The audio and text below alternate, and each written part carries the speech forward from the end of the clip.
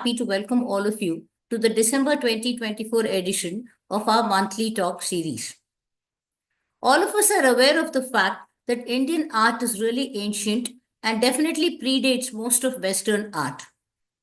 But not all of us are aware of the fact that the earliest Indian art that has been found, recorded, and documented in the form of rock art in the Bhimbetka caves of Madhya Pradesh, some of it is dated as far back as 10,000 years from today.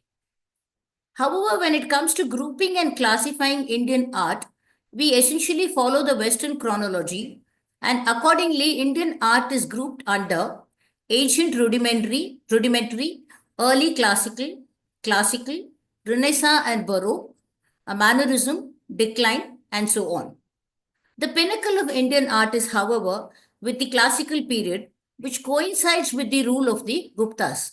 This is when India produced some of its finest ancient art. Subsequent to this, many treatises also came to be written, which highlighted the grammar, language, and idiom of ancient Indian art.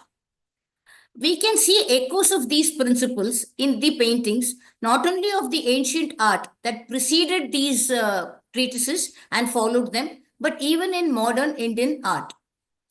In his talk today, our speaker, Arjun Bharadwaj, the talk titled The Aesthetics of Classical Indian Paintings, will be highlighting some of the principles in these ancient treatises that include Chitra Sutra, a section from the Vishnu Dharmottara Purana and Manasolasa, and explain to us how these principles can be seen reflected in the ancient Indian art and even in the art of contemporary times.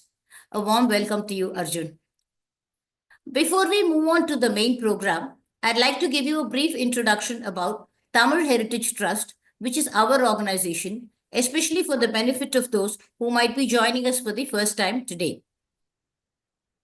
Tamil Heritage Trust, or Tamil Paramparya Arakattalai, is a non-profit organization started by a group of like-minded volunteers almost 14 years back with the explicit objective of understanding, appreciating, disseminating, and celebrating information related to Indian history and heritage, not just for the benefit of the academic and the scholarly, but the average enthusiastic public as well. Towards this end, THT conducts several programs throughout the year. First amongst these are our talks and seminars. The most popular amongst these are the monthly Heritage Talk series, and we are in the midst of the December 2024 edition. We are extremely proud to say that we have continued this program almost uninterrupted for 14 years now, merely changing the format from in-person to online during Corona. The second event of ours is called Pechu Kacheri, which is an in-person event conducted in the month of December every year to coincide and collaborate with the Margari Isai Kacheris. We are extremely proud to say that Pechu Kacheri 2024 is just round the corner next weekend, and is titled Tolliyal Kapiyam, Archaeological Expeditions in Tamil Nadu. Spread across 2 days, we will be having 9 talks and 2 interactive conversations, and we welcome all of you to attend this either in person or, if not possible, at least log in online to listen to the talks. The talks, however, will be only in Tamil. Another program that we conduct is called the Indology Festival, which is more of a scholarly and academic event conducted in the month of June. An online event spread across 6 days. We have 12 talks by experts and scholars who analyze various aspects of a topic and discuss it thoroughly. Apart from these talks, from THT, we also conduct various types of workshops. We have one-day workshops called How to See a Temple, How to See a Museum, etc., which are conducted in 2 sessions. In the forenoon session, we have a series of lectures where we discuss various aspects of the topic. And in the afternoon, the participants are taken to a practical site visit to elucidate what was discussed earlier. On and off, we have classroom sessions also on a series of topics like Grantham script, ancient Indian mathematics, ancient Indian astronomy, etc., where anybody can register and participate. Another event that we conduct is called the Alamar Avai, which is targeted at the school teachers of Tamil Nadu. Over a series of weekend lectures, various aspects of Indian history and heritage are discussed.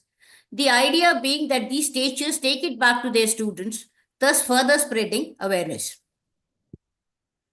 Another program that we have is called the Docent Training, and we are extremely happy to say that we have just completed the edition 2 of this, where 30 participants were trained to prepare and present historical sites and heritage monuments in a professional manner to an enthusiastic audience. Another event that we conduct every year is largely in-house and meant for our own self-education and self-enhancement. We call this the Site Seminar and is conducted in the month of January every year. We zero in upon a particular site anywhere in India, and our volunteers prepare extensive information about this over a period of 3 to 4 months, and we have extensive in-house seminars. And then, armed with all this knowledge, we visit this site and experience it in its totality. We also try to come back and document what we have experienced. From the Tamil Heritage Trust, we have also instituted 2 awards which are given away every year. The first one is called the THT Professor S. Swaminathan Heritage Award and is given for individual contributions in the field of history and heritage. We are extremely happy to say that the 2024 award was given away only last month to architect Madhu Voteri from Hyderabad. The second award that we give away is called the V. Venkaiah Epigraphy Award. This is given for individual contribution in the field of Indian epigraphy and is named after V. Venkaiah, who was the first official Indian epigraphist. This award has been instituted by Miss Sunita Madhavan, his great-granddaughter, and THT has been entrusted with the responsibility of administering this award. We have a dedicated YouTube channel and where you can subscribe and click the bell icon to receive notifications. Links to all our past programs and talks, right down to today's talk, will be available here. These are our social media handles. You may kindly mail us at this address to join our mailing list and receive mails regarding our future programs. Last but not the least, as I already mentioned, we are a voluntary organization and we do not have any dedicated financial backing. So any kind of contributions are welcome. All of you may use this QR code or this address to contribute generously, and we'll be grateful for any kind of contributions. That, in a nutshell, was about Tamil Heritage Trust. Now, moving on to our main program, as I already mentioned, our speaker for the day is Arjun Bharadwaj, and he'll be talking about the aesthetics of classical Indian paintings. Indian treatises on paintings provide innumerable insights into what constitute a good work of art. Some of these treatises are Chitra Sutra of the Vishnu Dharmottara Purana, Manasolasa, and Jayamangala commentary on the Kama Sutra. They provide us with principles of aesthetics that can help the artist hone his skills and also work as tools for the connoisseur for art appreciation. This proposed talk draws principles from these works or shastras and illustrates them with examples from the Indian classical tradition. Arjun Bharadwaj is an author, researcher with a deep interest in classical literature, arts, and philosophy. An engineer by training, he is well versed in Sanskrit, Kannada, English, German, and Greek languages. A contributing editor of Prekshaa and a visiting faculty in many educational institutions, he is currently studying the comparative aesthetics of classical Indian and Greek literature. Apart from composing poems and playing the Carnatic flute, Arjun has also authored many books, both by himself or in collaboration, translated several important works, and contributed to over 50 research articles. Some of his books include Indian Perspective of Truth and Beauty in Homer's Epics, Nayana-Savana, which he co-authored with R Ganesh, Saṅgīta-darpaṇa of Gaurīśvara, which he critically edited and translated, the Essential Ramayana, the Essential Mahabharata, Prekṣaṇīyam, translation of R Ganesh's Kannada original. He has also translated S L Bhyrappa's novels Yaana into English and co-translated Niraakarana into English and German. I now welcome Arjun to take over the screen and deliver his talk.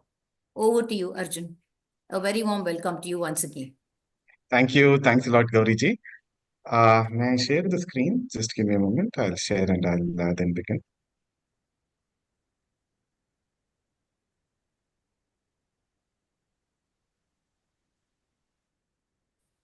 Okay. So the full screen is visible and I'm visible? Yeah. Now, yes. Yeah. Yeah, and I'm audible as well? Yes. Right? Okay. Fine. I'll begin speaking. Chidananda Kalamvanim Vande Chandrakaladharam Nairmalyatar Bimbitam Chittapishu Urdvortvamaruhya Idartatvam Deepashatish Shantimavedayanti Phalam Tadatyais Parikalpitanam Viveka Sopana Paramparanam. Namaste everyone. Very good evening to everyone who is assembled here. Good morning and good afternoon for people who have joined from different timelines. It's a great pleasure and a privilege to be here on this online platform with the Tamil Heritage Trust. I have myself benefited immensely from many of the talks which have been organized by the Tamil Heritage Trust. It was also a pleasure to have spoken in one of the Pechu Kacheris 2 years back in 2022 on Vijayanagar sculptures. I had the opportunity to speak. So Tamil Heritage Trust has been, I've almost been like an Ekalavya Shishya of the Tamil Heritage Trust, gaining a lot from it all through. Yeah, I know many of the people here also in person. It's a great pleasure being here. Thanks to Gauriji for inviting me to give this presentation. So I'll be briefly speaking about the aesthetics of classical Indian paintings. So the word painting in India is referred to by the word chitra. Chitra is the word for painting in the Indian languages, in all the Indian languages. That is the popular usage, rather. The word chitra has been used in many different senses in the Indian tradition. One of the popular meanings associated with the word chitra is that of painting. Now, let us try to understand what the word chitra, what is the root of the word chitra. See, every Sanskrit word has a dhatu, a specific root form. So the word chitra comes from chi chayane dhatu. So in addition of what is something called the tra pratyaya. So the very word chitra means where we put different things together. A harmonious blend of various different things constitutes a chitra. And the word chitra has also been used in the Sanskrit literary tradition as something which causes amazement, something which causes vismaya. Looking at something where we feel very humbled, where our ego kind of dissolves and we become very submissive. The word chitra is used as a synonym for adbhuta or vismaya in the Indian tradition. The word vismaya comes from the root vigata smaya vismaya. Smaya means ego. Vigata smaya is where the ego dissolves.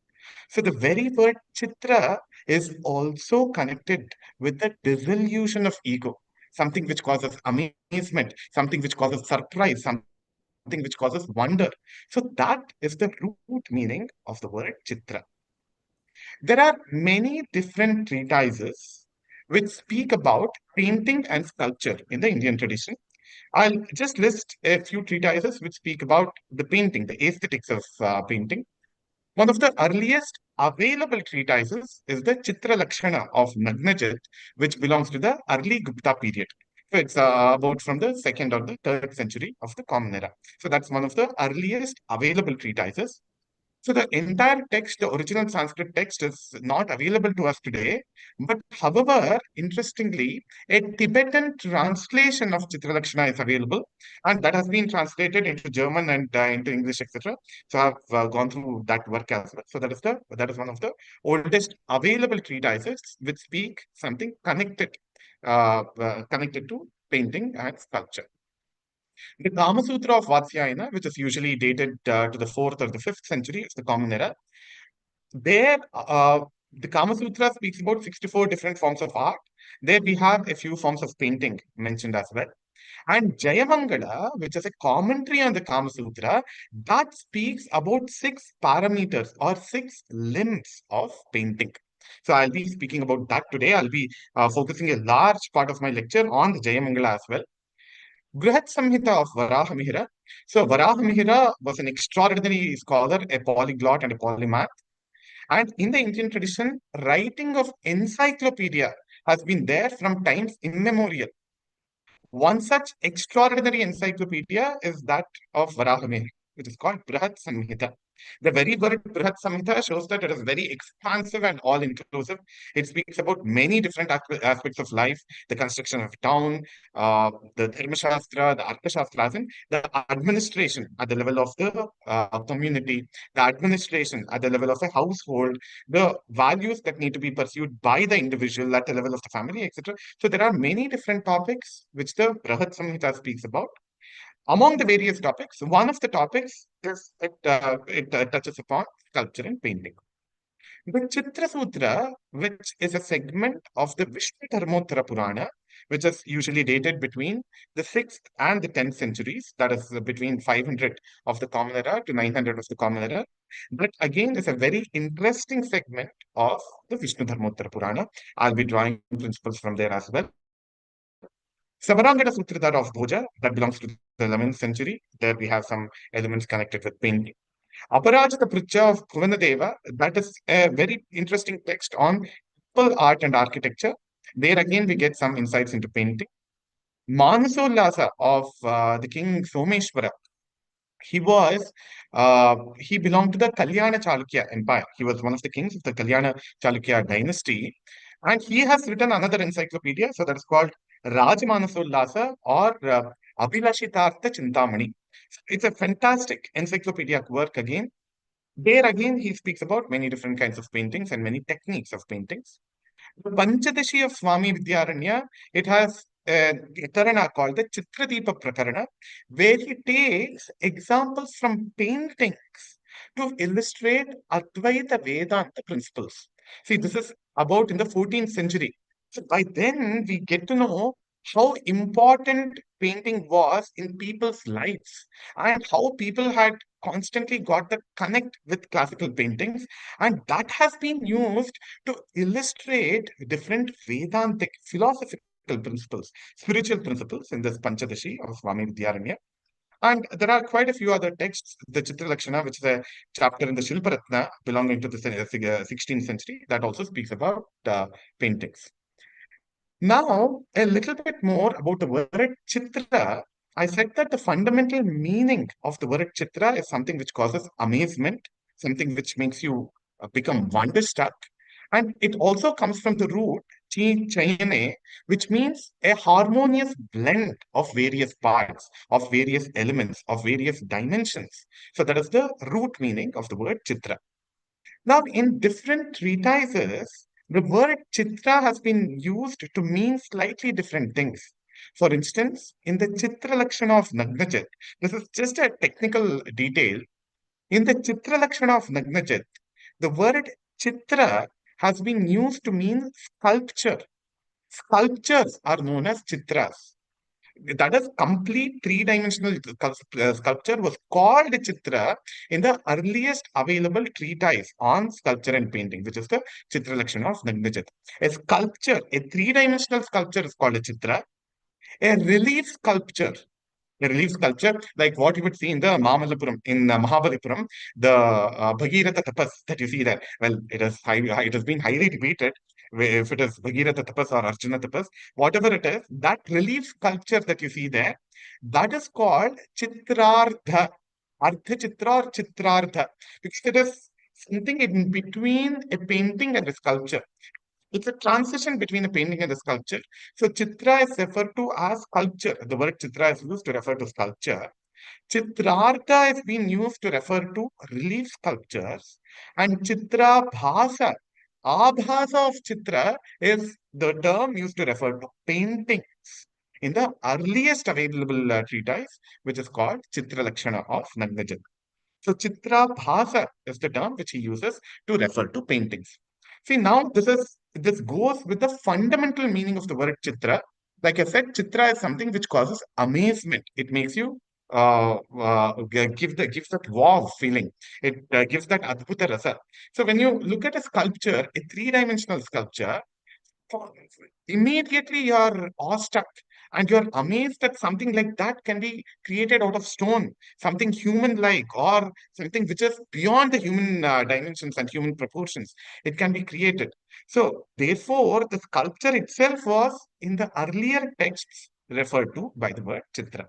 But in the later treatises, we see that the word chitra has been used with reference to painting, what we today understand as painting in the popular sense of painting. Now, let me draw your attention to a very interesting story that occurs in the Vishnu Purana. The chapters 35 to 43 of the Vishnu Purana, they are referred to as the segments connected with Chitra Sutra. Now, again, let me just clarify a little bit more about the word sutra. See, usually when we speak about the word sutra, we understand it as an aphorism or a formula or something which has been said in a nutshell. See, for example, we have the Brahma Sutras, which go as Athato Brahma Jignasa. So it is a very grand principle is captured in the form of a formula or an aphorism or an axiom. So that small utterance, Athato Brahma Jignasa, so that is a sutra. Here, Atha, Brahma, Jignasa, all of these have very intricate meanings. Similarly, we have the Panini Sutras, Vritti Radhaich, etc. So the Panini Sutras go.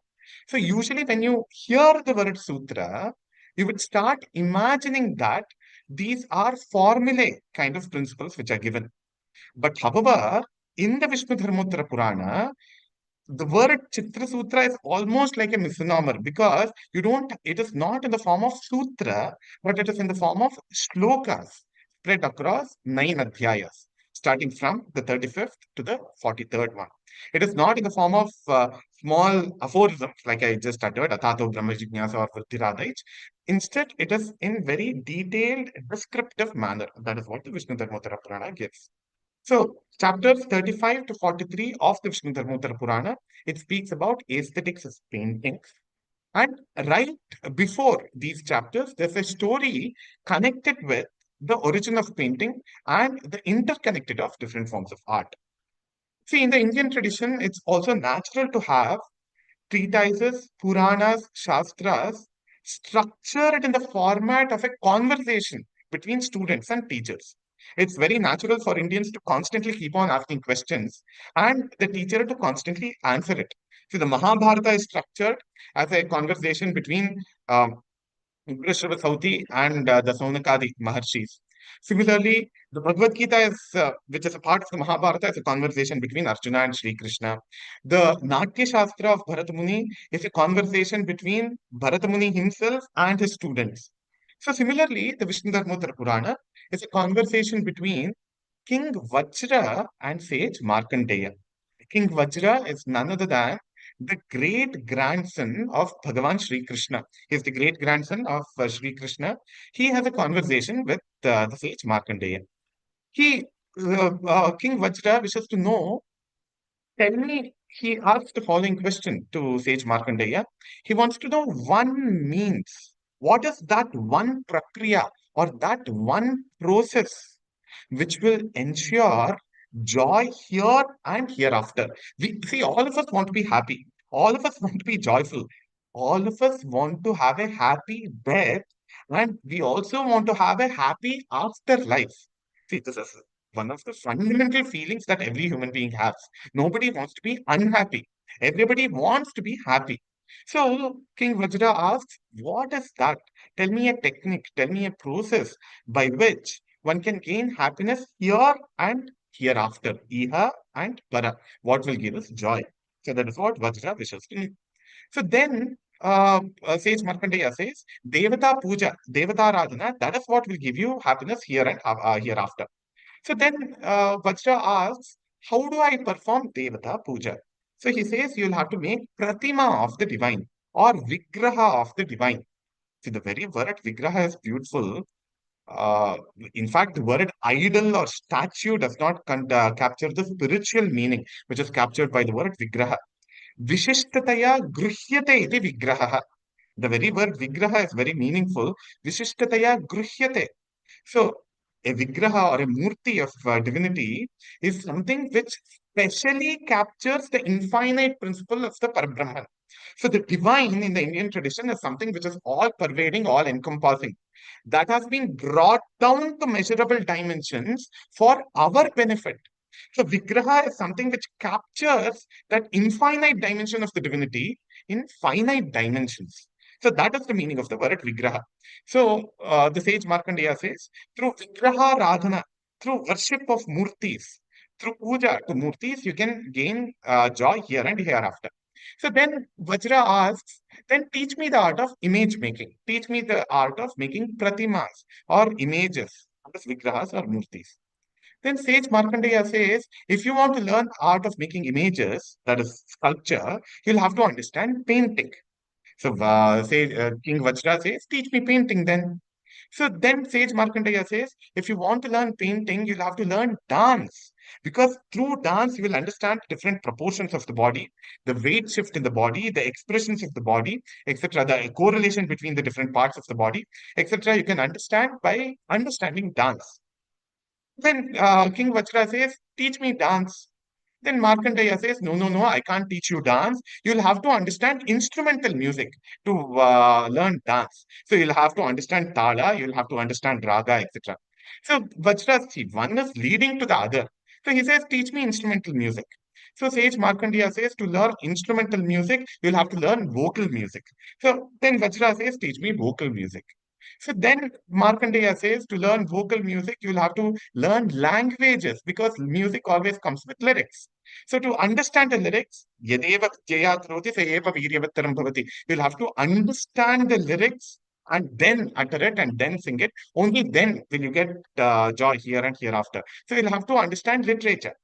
Teach me literature, Vajra says. So he says, Markandeya says, you'll have to learn languages. Teach me languages. So there is Sanskrit, Saṅgīta Bhasha, Prakrita Bhasha, and Apabhramsha Bhashas. So you'll have to understand all these to understand literature. See, now, what was the original question of King Vajra? He wanted joy here and hereafter. And one led to the other. If you want to learn the art of sculpting, you'll have to learn the art of painting. To learn painting, you'll have to learn dance. To learn dance, you'll have to learn instrumental music. To learn instrumental music, you'll have to know vocal music. To know vocal music, you'll have to have awareness of literature. To have awareness of literature, you'll have to know languages.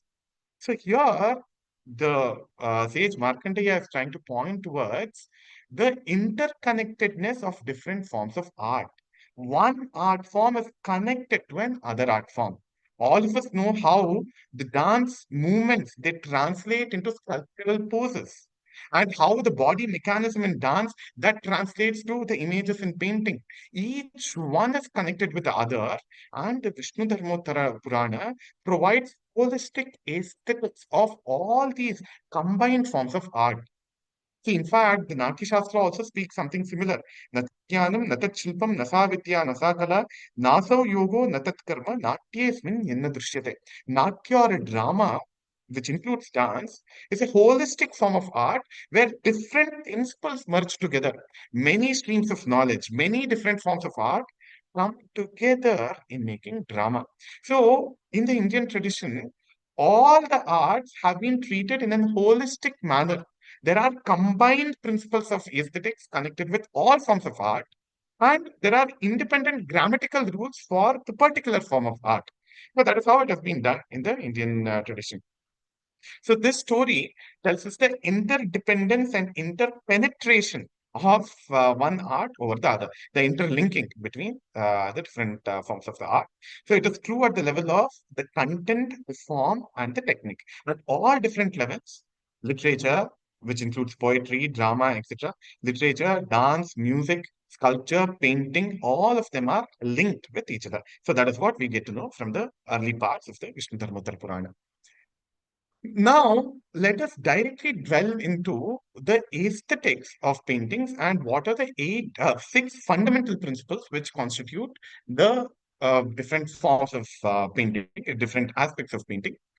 So this I'm drawing from Yashodhara's commentary on the Kama Sutra, which is called the Jayamangala. So it says the following, something similar has been said by the Chitra Sutra also, but this is kind of more holistic. So I'm drawing your attention to this. This is Yashodhara's commentary on the Kama Sutra. It is called Jayamangala. The shloka goes as follows. Rupabeda pramanani bhava lavanya yojanam sadrishyam varnika bhanga iti chitram shadangakam. So there are shat anga, six principles, six aspects of a painting. See, this is also very interesting in many of our Shastras. What the Shastras do is they give in a nutshell what are the different themes or what are the fundamental governing features. And they start explaining each of these features in detail. So the Natya Shastra speaks about 11 fundamental elements, rasa, bhava, abhinaya, dharmi, vritti, pravartaya, etc. Similarly, the treatises on temple architecture, even in architecture, especially of temple architecture, you have again the Shat Vargas, Adhisthana, Pitti, Prastara, Griva, Shikhara, and Stupi. So these are the six fundamental components which make the Vimana, the Garbhagriha of a temple, etc. So similarly, in painting, with respect to painting, there are six fundamental aspects. So that is what the Yashodhara's Jayamangala is speaking about. So what are they? The first one is Rupa Bheda, Pramanani, the second one, Bhava, third one, Lavanya Yojana, the fourth one, Sadrishyam is the fifth one, Varnika Bhanga is the sixth one. These are the six fundamental elements of any Indian painting. These are the governing principles of any Indian painting. Among them, the first one is Rupa Beda. Rupa Veda is decision or the idea of different forms. See, in a painting, you'll have to first of all come with the idea of what are the forms that you're going to capture. The forms are suggested by the lines. So you'll have to decide what is the theme. So the Rupa Veda is connected with theme, it is connected with lines, it is connected with the complete configuration of the painting. So what is the fundamental theme that you have taken and what are the different forms that you are bringing there?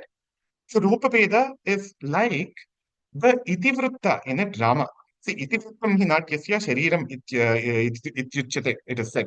So the theme or the plot, so the plot of a painting, depending on what story or what prasanga you are narrating, it could even be a nature painting. So that idea of the different forms that you are bringing there, so that is captured by the word Rupa Veda. Rupa Veda. Then Pramanani, the relative proportions of the different things which are placed in your painting. So the word Pramana has got multiple layers of meanings. The very word Mana means a measurement. See, first of all, for a painting to be appealing, it will have to have some semblance to what we know in the real world, or else it will become a caricature.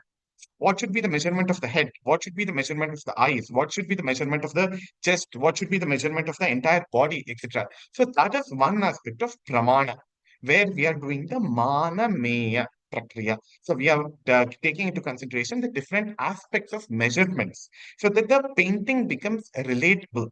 So this is an aspect of iconometry, metron or metron, that itself refers to measurement, iconometry. So different measurements. And also, Pramanani refers to relative proportions, the relative importance that we give to the different figures which come as part of a painting. If you are trying to do the sunrise and sunset and mountains and birds, etc., how big should the birds be? How big should the sun be in my painting?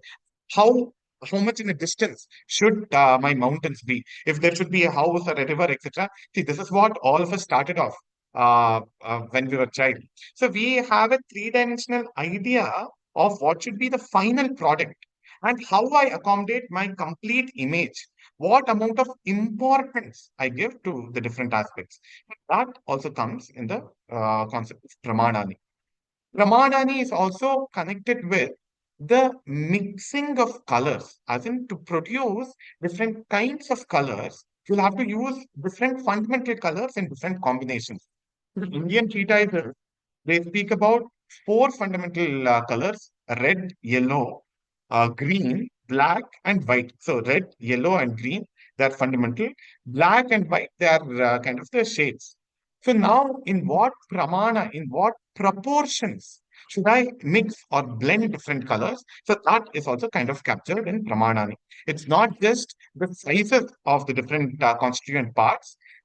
It also comes with the different colors which we use. The making of colors also comes as part of pramanani. Proportions, the relative measurements. See, it is like when you read a novel, or when you watch a play, or when you watch a movie.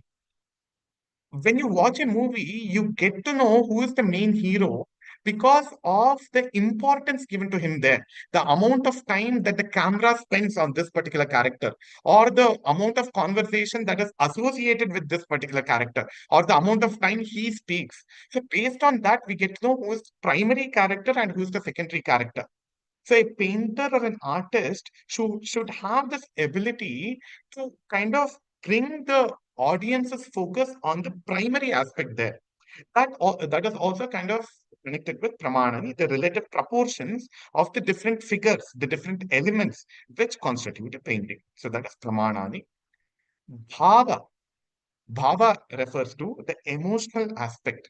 So the emotion which has been expressed by different characters in a particular painting, especially if there are humanized characters. Even if there are natural elements like trees or plants, especially if they are personified, then they'll naturally emote certain things. I'll give examples for that. So bhava is what results in rasa in the audience, in the hearts of the audience. So emotional content. And lavanya. See, lavanya is a very interesting thing. It captures the intangible aspect of beauty. See, this is something connected, something like the melody of voice of a musician. Especially the Margari Masam is just coming up. See, we would have seen musicians who have got perfect knowledge of raga. They have got perfect knowledge of tala. They're perfect in their tala and raga, but if it is lacking melody, then the music will not be appealing. So melody is something which is kind of intangible. It is something which is beyond raga and tala. It is not just the theoretical know-how or the technical perfection in raga and tala, but it is something which a person is gifted with. The melody of voice is something which a person is gifted with. Similarly, lavanya in dance is something which is connected to the charm of the body, right? So the person may be very perfect in mukha in the thala patterns, etc. But then there must be an inherent beauty in the person which transcends the summation of the parts. So that beauty, intangible beauty, which is beyond the lines and colors, so that constitutes lavanya, the intangible aspect of beauty. Sadrishyam is another very, very important thing, very highly stressed upon in all different forms of Indian art. Sadrishyam is similarity, semblance, resemblance, or verisimilitude, or simile. All these different kinds of meanings the word sadrishyam has got. It's a very, very deep word.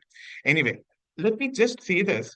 Sadrishyam or similarity is what gives relatability to an art form.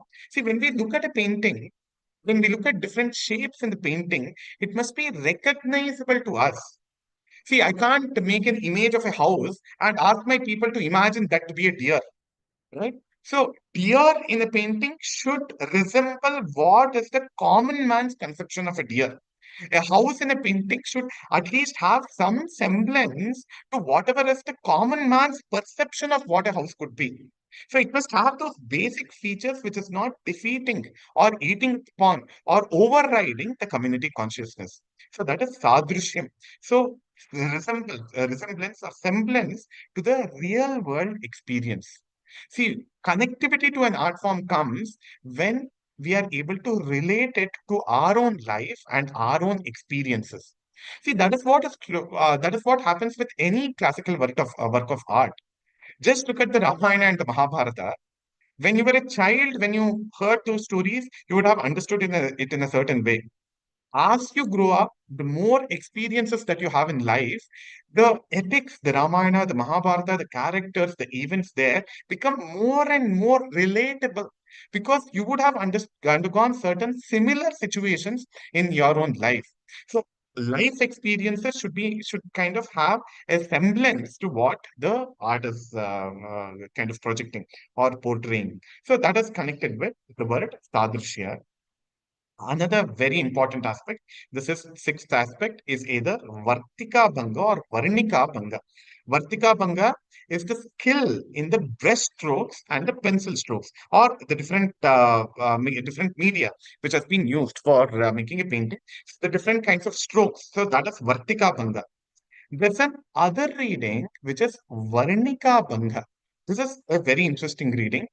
Varna means a color. Varnika Bhanga refers to transition between colors. See, this is again something very important. If you look at this painting, painting on my right hand side, this is by an extraordinary artist called B.K.S. Verma, who passed away last year, an extraordinary classical Indian painter. See, the transition between colors, if you observe this portion, it's so smooth. See, whereas if you start with a child, uh, but what do children do usually? They have got certain shapes. They ask the older people, what color should I fill here? What color should I fill here, etc. So the children usually fill it with solid colors. But here, in a classical painting, the transition between colors should be smooth and it should be really enriching. See, that's exactly what we find here. Look at the face of Devi Saraswati and look at her hands, look at the peacock feathers, and look at the halo behind there and the flowers that she's wearing extra. There is smooth transition between colors.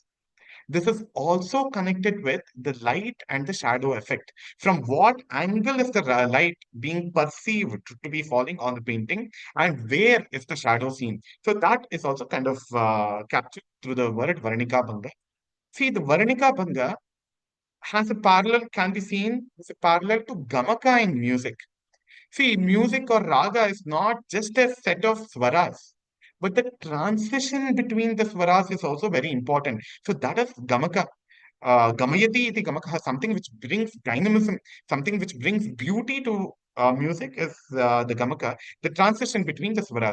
It could be kampa gamaka, where you are oscillating right at the swara, but it's going up and down, or it could be the jaru gamakas, which are transiting from one swara to the other, etc. So the transition between colors, the smooth transition, that constitutes Varnika Bhanga. So these are the six elements, Rupa Vedaha, which determines the form, the particular theme. So the selection of the theme, Pramanani, the relative proportions of the different figures, the relative proportions of the different body parts, if it's a human figure or a divine figure or a naturally known figure, and the different proportions of colors which are used. All of them come under Pramanani. Bhava, the emotive content. So it should touch your heart. It should be very elevating. It should take you to a surreal dimension, right? So that is Bhava. Lavanya, the intangible aspect of beauty, the intangible aspect of beauty which is beyond the lines and forms and colors. So it's like the Madhurya or Shravyatva in music. Sadrishyam. Sadrishyam is a very similitude or relatability because you should go from known to the unknown. So, whatever is known, you must take the audience from whatever he is already experienced to something which is more elevating than his real life experience. So, that is what Sadrishya helps us do. Vartika Bhanga is the skill in using the material in with the brush and the pencils and the pens, etc. Varnika Bhanga refers to the transition between colors. Okay, now the Chitra Sutra also speaks something similar, but it speaks only about four aspects. Rekha cha vartana chaiva bhushanam varnameva cha vigneya manchita shreshta chitra karma vibhushanaha. So there are four elements of a painting according to which, Vishnu Dharmottara Purana, but Jayamangala is a little more nuanced. Rekha cha vartana chaiva bhushanam varnameva cha. Rekha is the lines. Vartana is the shades or transition between colors or the brush strokes. Bhushana refers to embellishments, Varna refers to colors. So these are the four fundamental aspects of paintings. Now see, there is another shloka which speaks about the high qualities of a painting. Rekam prashamsantyacharyaha vartanam cha vichakshanaha striyo bhushanamichanti varnatyam itarejanaha. So he is speaking about the merits of a painting or the best form of painting and hierarchy in classicality of a painting. Rekam prashamsanti acharyaha. So best acharyas, the best masters of paintings, they appreciate the rekas, the lines. So the line is what determines the theme or plot of the painting.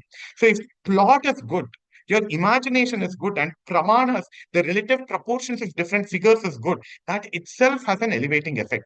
So Reka is what determines the theme, the itivritta, the subject of the particular painting. Rekam prashamsanti acharyaha.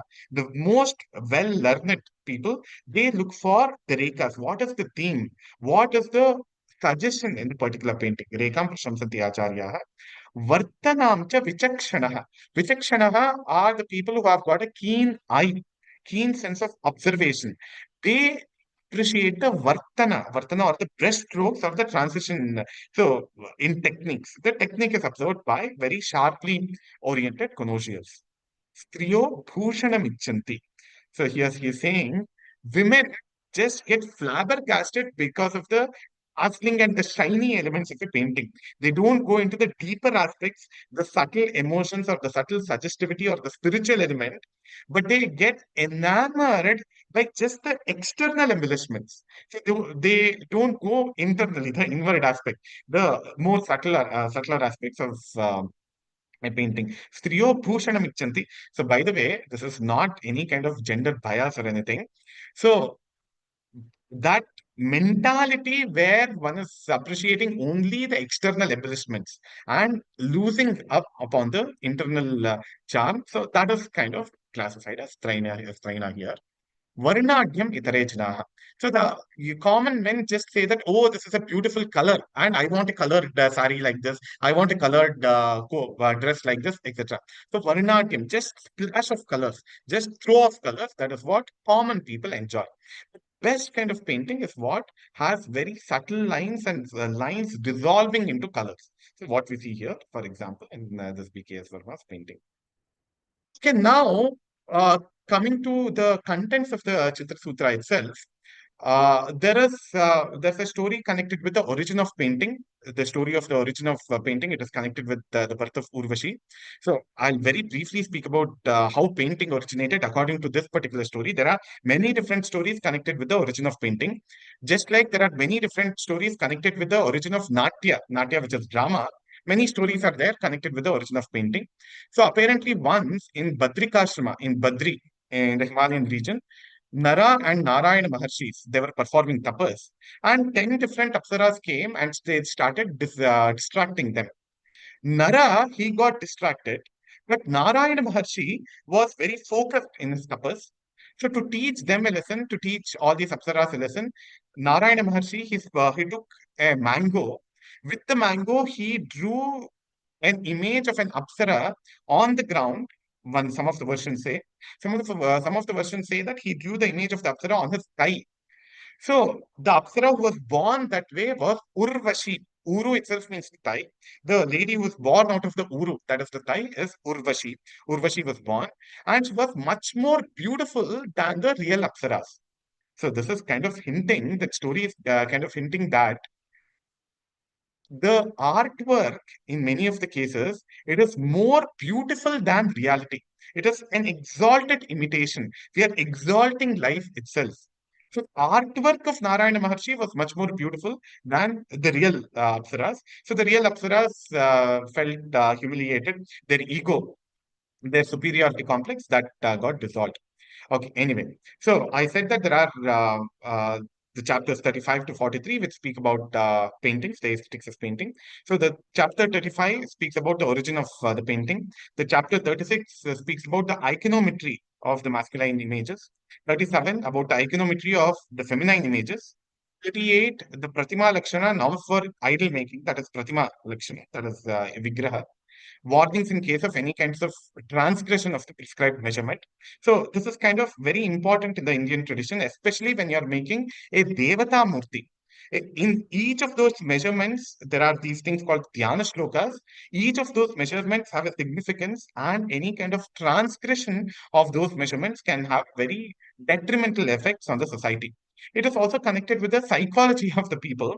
See, for example, in the 38th chapter, the Chitra Sutra says, if you're making the painting of a deity, if you make it too thin, if the waist of the deity is too thin, then your audience will feel that if my deity, if my God herself or himself is so emaciated, is so thin, what kind of vritti, what kind of abhyudaya will my deity give me? He himself is so worn out. So the images of gods especially have a psychological effect on the audience. So the lakshana, Shuddhatva, is extremely important because bhakti is a very important emotion. So the image should have the ability to evoke that bhakti, that sense of surrender, that sense of gratitude should be evoked in the audience. It must not have that disgusting or this condescending effect when you look at a pratima, especially of the divinity. See, here, another important thing to see from the Chitra Sutra is that the so-called secular and religious images, both of them are spoken about. I mean, I'm just using these terms loosely. In other words, there are realistic images and also stylized images. Both kinds of images, both kinds of paintings are spoken about in the Indian text. And see, there is a chapter which addresses the problem of representing three-dimensional figures on a two-dimensional surface. See, in a sculpture, through the stone, you can actually capture the three-dimensional image. But in a painting, you'll have to capture that on a surface, on a canvas, on a piece of cloth, or on a wall, etc. So there is Bitti Chitra, there is also Pati Chitra, etc. It can be on a piece of cloth, it can be on a wall, etc. So on a two-dimensional surface, you'll have to bring a three-dimensional effect. So the depth, height, etc., all of this will have to be brought in. So there are many different kinds of proportions which are spoken about there. And the chapter 40 in the Chitra Sutra, it speaks about the technical aspects of painting, methods of ground preparation, that is the canvas preparation or the medium on which the painting is being done, the mixing of colors, the derivation of colors, etc.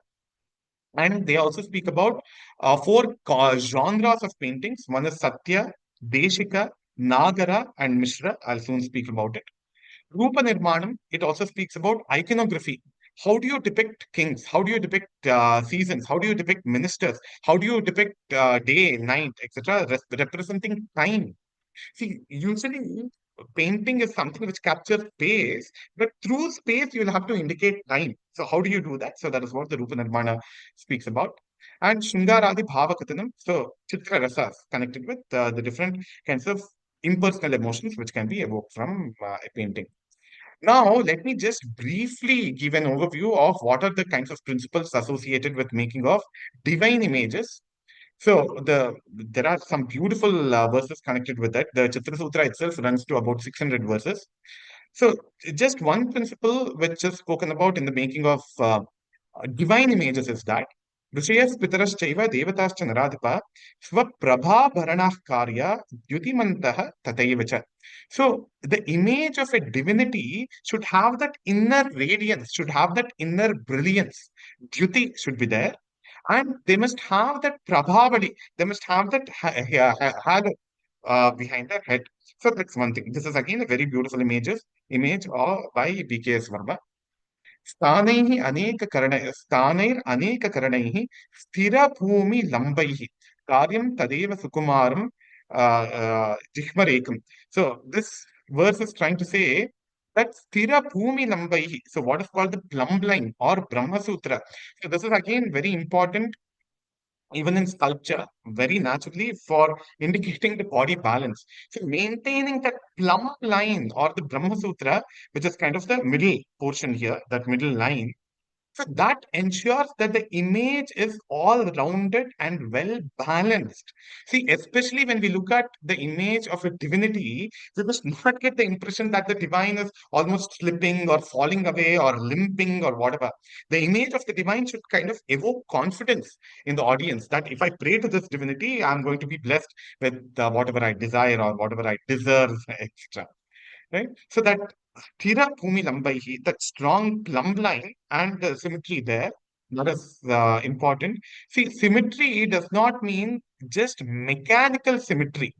It's another very important thing to keep in mind. See, the plumb line is usually somewhere in the middle of the painting. See, something like this.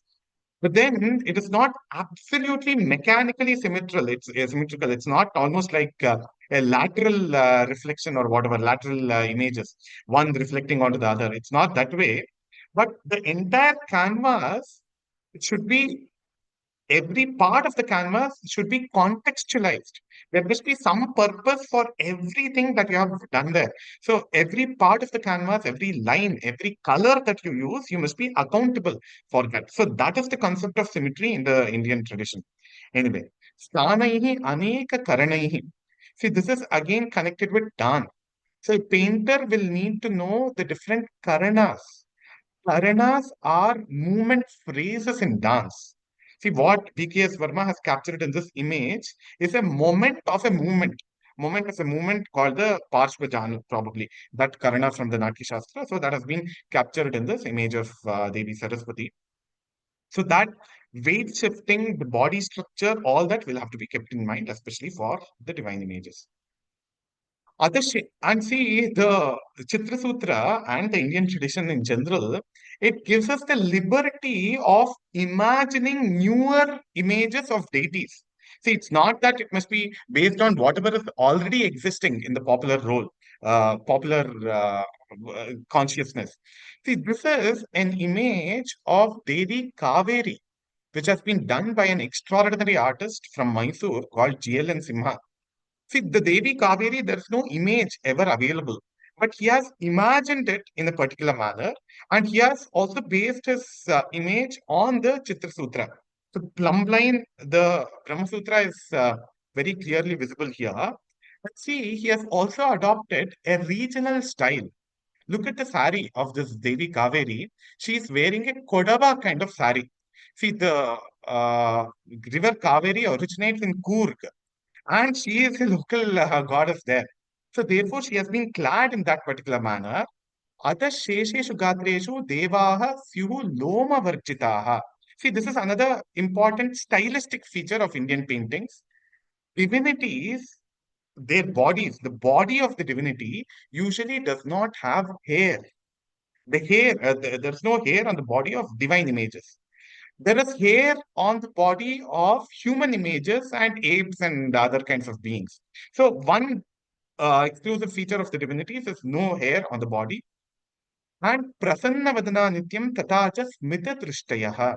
So they must have a very pleasing appearance. Prasanna vadana nityam tatacha smita drishtayaha. They must have a very smiling and a very pleasing face in most of the Saumya Rupas of the deities. So that's exactly what he has done here. Mukutaihi, Kundalaihi, Haraihi, Keyuraihi, Angadaistata. You must have the Makuta, which is the crown, Kundala, Hara, all those things you must have. So based on the principles of Vishnu Dharmottara Purana, which is the Shastra, and also looking at the Loka. What is the local tradition? What is the local imagination in Kodava country, in Talakaveri, in Coorg? So this brilliant artist from Mysore, he is about 88 years old now. He has come up with this. You can see the Rupaka Alankara, or how figuratively the hair of the Devi, that itself is translating itself and metamorphosizing itself into the waves. So that Jalatattva is kind of indicated there. And she is also been shown with a kamandalu in her hand. I'll soon speak about personification of rivers. There in personification of rivers, it is said that river can be shown in the form of devatas. When you personify them, you should give them a kamandalu in their hand, or a kundala, a kind of a pot in their hand.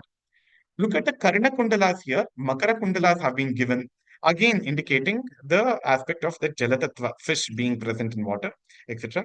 And the color green, her body color, all of that matches with the color of the river Kaveri right at the origin point.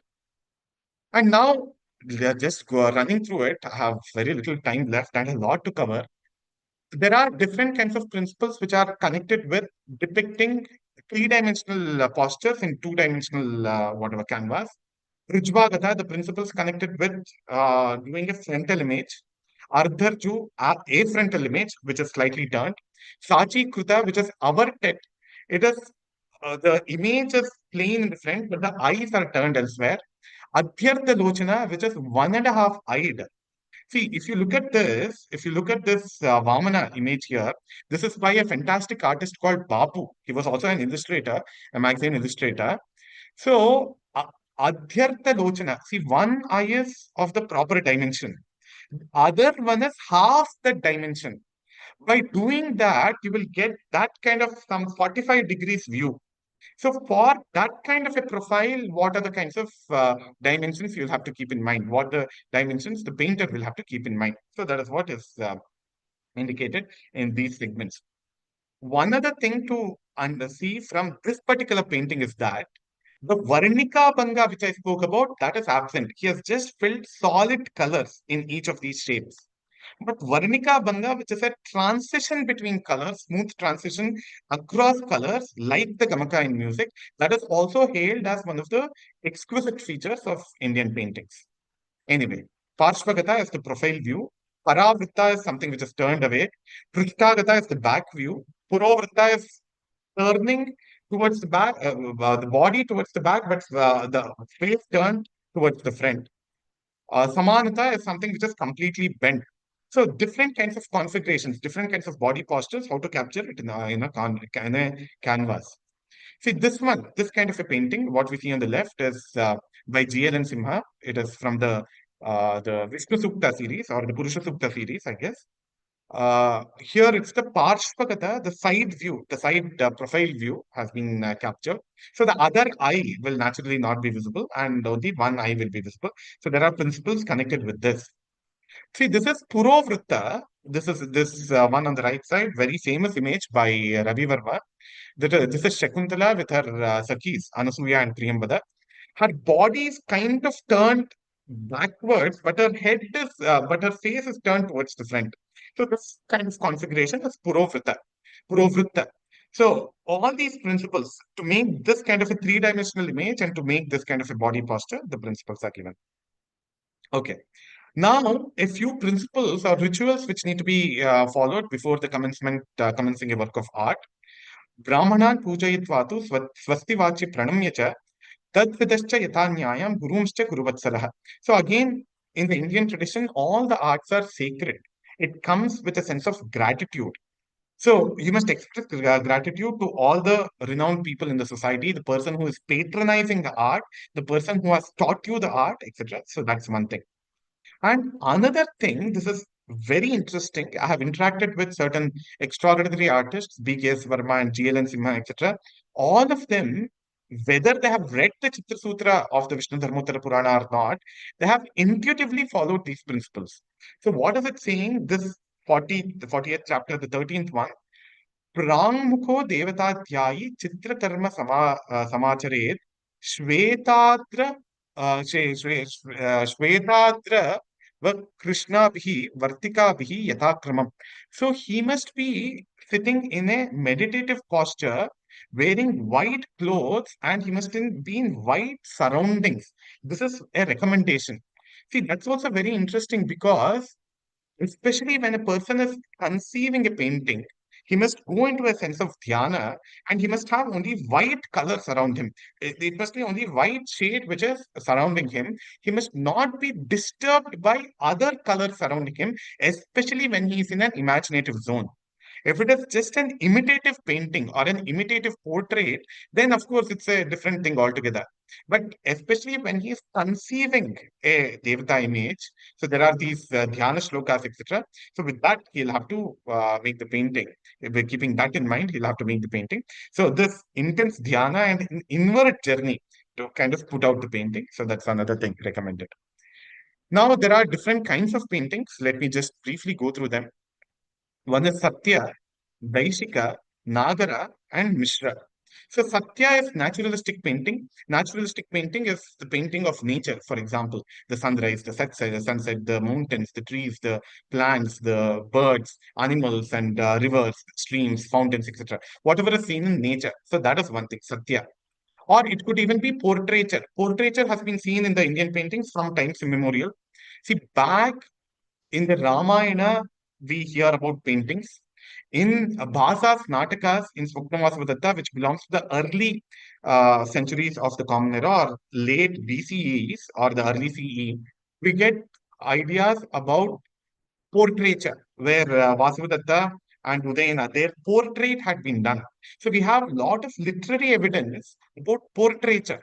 Of course, in the Ramayana also, we get some evidence connected with portraiture. So Ramayana is at least about 7,000 years old. So naturalistic portraiture and landscapes connected with nature. So that has always been there. Nagara is a reference to the classical tradition or that universal stylized tradition which was accepted throughout the country. So, Nagara refers to the Marga tradition or the classical tradition. Daishika refers to the Deshi tradition or the provincial tradition. See, of course, you have the Patachitra in Orissa. There are different forms of different genres. There are different folk genres of paintings in different parts of the country. All of them are kind of captured by the Daishika style. See, in the Vijayanagar period, especially post Vijayanagar period, we have the Tanjavur style, the Mysore style, the Surapura style, etc. All of them have a common origin, but based on the local principles, the Daishika styles emerge. See, the very word Daishika is connected with the name of the particular Desha, Tanjavur style of painting, the Mysore style. So it is associated with Mysore. Surapura, that Surapura, the name of the town or the place also comes. So it's like the Deshi forms of art. See, the Nagara and Daishika are like the Samskrita Bhasha and the various Prakrit Bhashas. Samskrita Bhasha was almost like the lingua franca in the entire Brihat Bharata, starting from Iran in the west to Japan in the east. Samskrita Bhasha was very well recognized and very well spread, and most of the Shastras are written in that language because it's highly understandable. So the Desha Bhashas are the regional variants or regional derivatives or naturally existing languages in particular provinces. They are the Prakritas. So we have the Maharashtri Prakrita, which was spoken in the Maharashtra region. We have the Odra Magadhi Prakrita, which was spoken in the Orissa and the Bihar region. We have the Shauraseni Prakrita, which was spoken by the Shurasena clan. We have the Dakshinatya Prakrita, which was spoken by the southern regions. So there is this universal Marga tradition. There are these Deshi traditions also. So that is Nagara and Daishika. And there is Mishra between the two, a combination between the classical, which is the Marga, and the Deshi. So that is the Mishra tradition. So all these different kinds of styles have been recognized at least about 1,500 years back. Now, the treatises also speak about what makes a bad painting. They say what bad posture of the artist makes a bad painting, bad movements. See, of course, if the artist grows old and his hands are not stable, of course, it leads to a bad painting, not a very good one. Being thirsty or hungry. So, if your attention goes away from the painting towards your stomach or towards your tongue, the painting will lose its appeal. Being distracted. So, that focus or samadhi is something which is very important for any form of art. So any kind of Shitila Samadhi. In fact, Kalidasa uses this word in one of his plays. So he observes that because of Shitila Samadhi, the strokes are not clear or the weakening of the attention of the artist.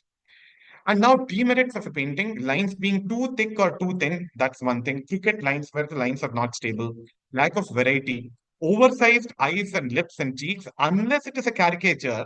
In a classical painting, you won't have it. See, what happens in a caricature is a very strange or a peculiar feature of a particular person that is exaggerated through lines. That is what is caricature. In the classical paintings, you wouldn't have any of these oversized ones. Inconsistency within the painting and deviation from the rules of proportions and undue merging of colors. All of these are demerits of a painting.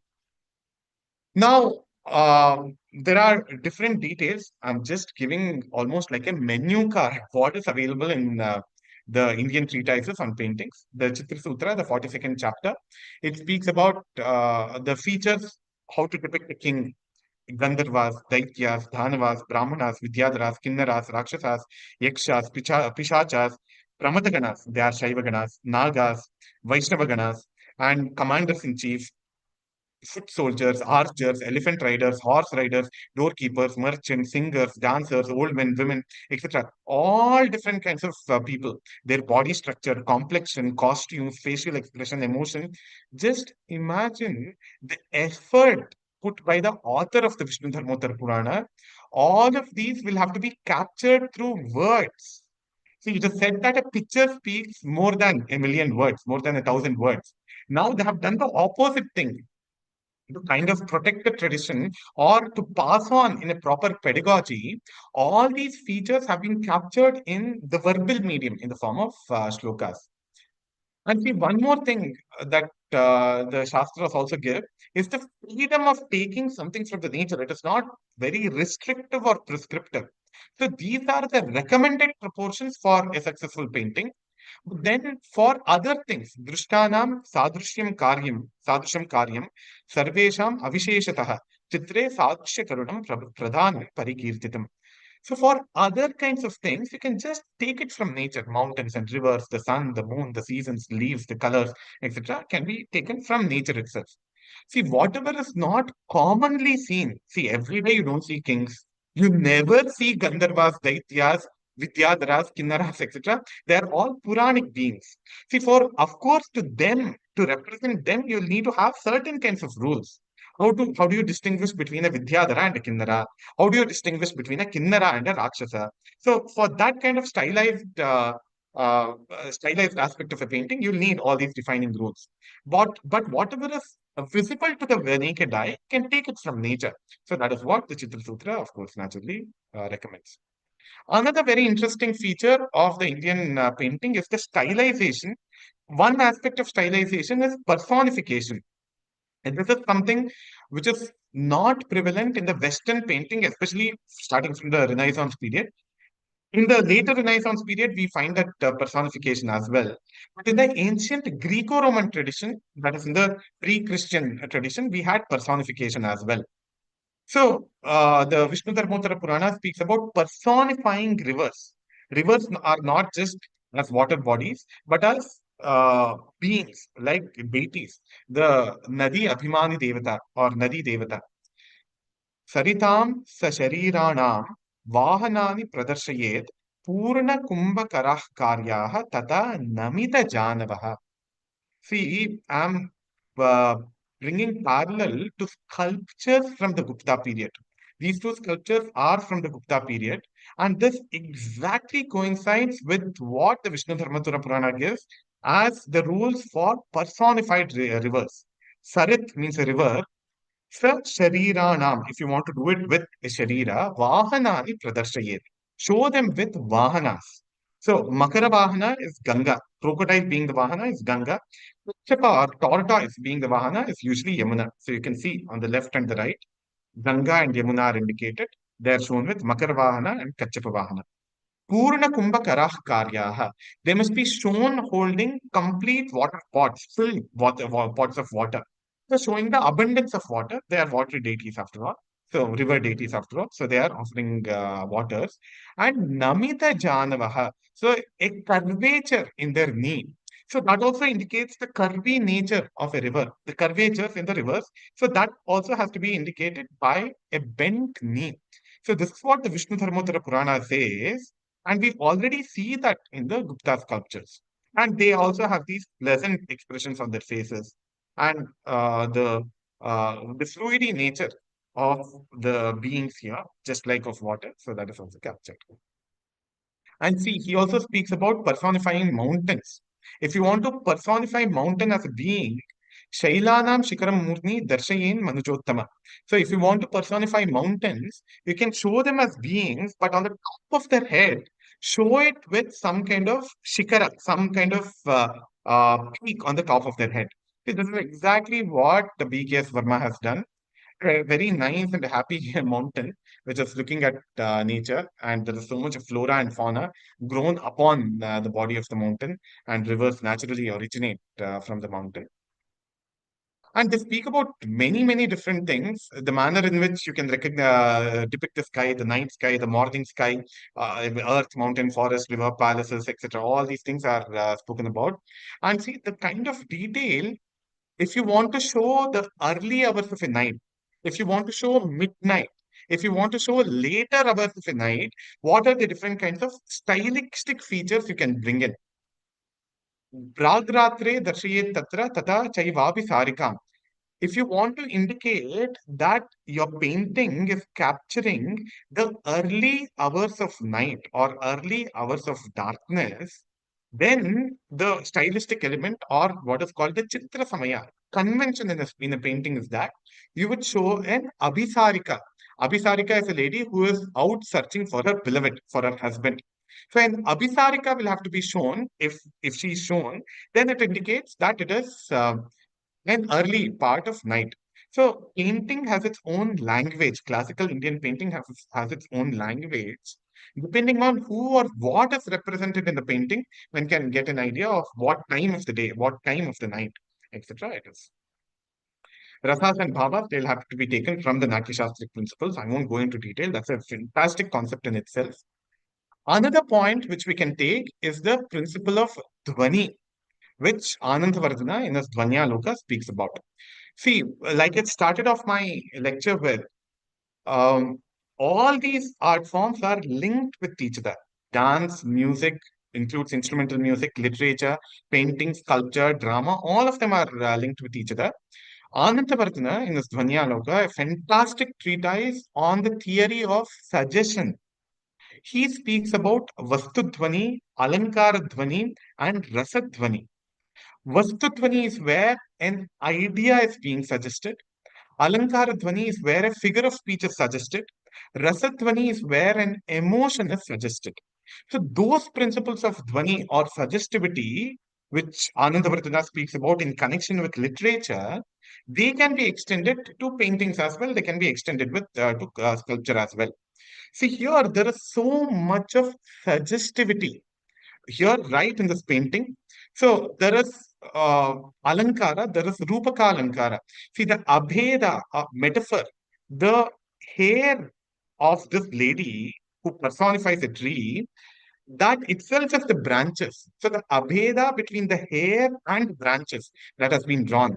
So that technically becomes the Rupaka Alankara, which is a literary theory that has been translated into painting here. This is again a very beautiful painting by B.K.S. Verma, an extraordinary artist, like I mentioned.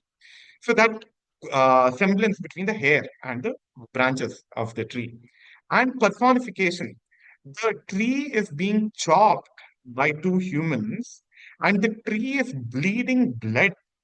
So again, there is this Vastudhvani, the idea that even trees, flora and fauna, can feel pain just like human beings. So the idea is suggested, and right out of this, the Karuna Rasa Dhvani comes about.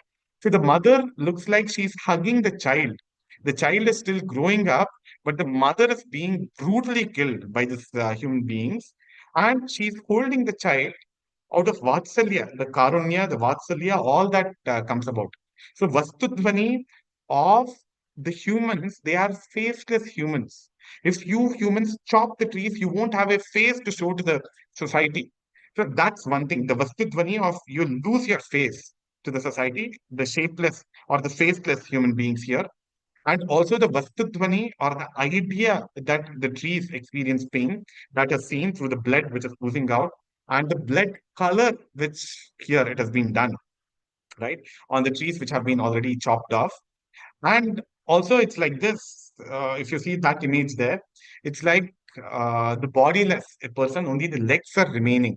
So it's almost like the person is killed, right? So such kind of Vastudhvanis and Alankara Dhvani, a suggestion that just like human beings bleed, trees can also bleed, that kind of suggestivity. And Rasatvani, the Karunya, the Karuna Rasa itself very clearly comes about from this. So the principle of Dhvani can be extended to paintings and sculptures.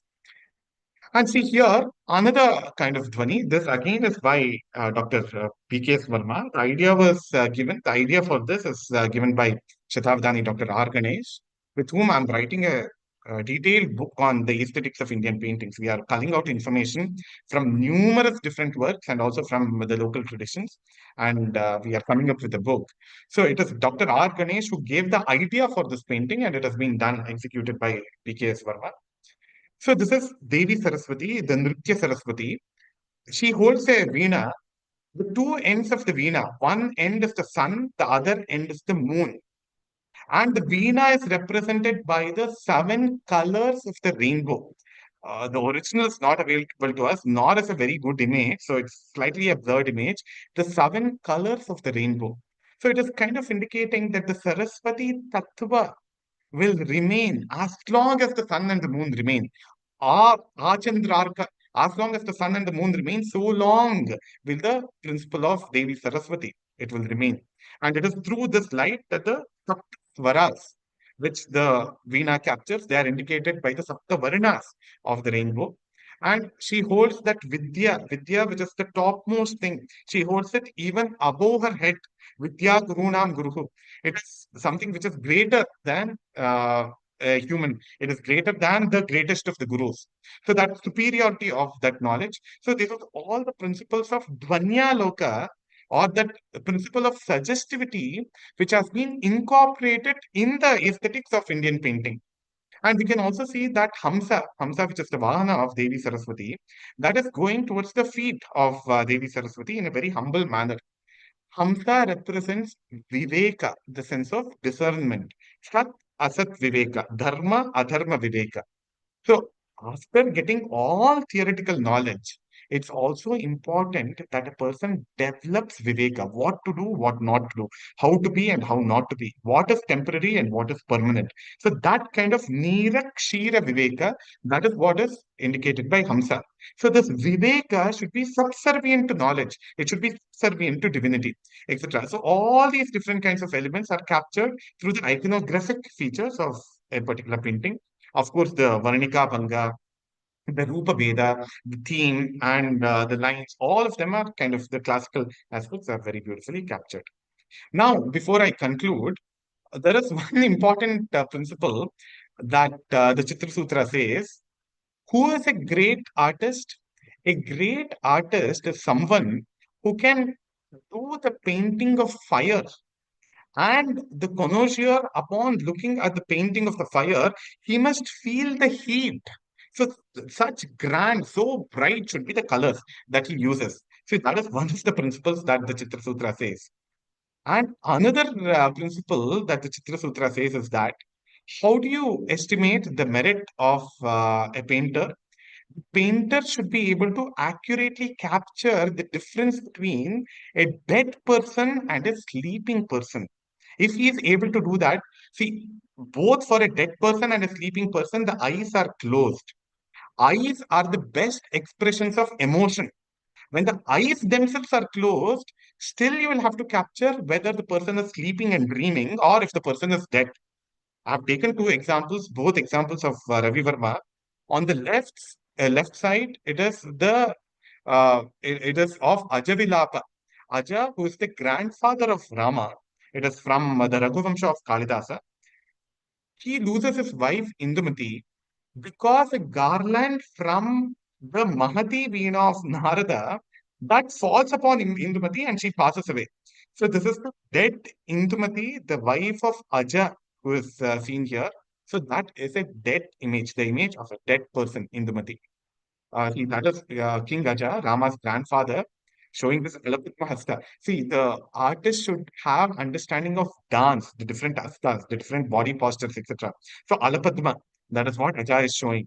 And this garland also he's holding. Just a garland could take away the life of my wife, of my beloved. So that is what he's indicating.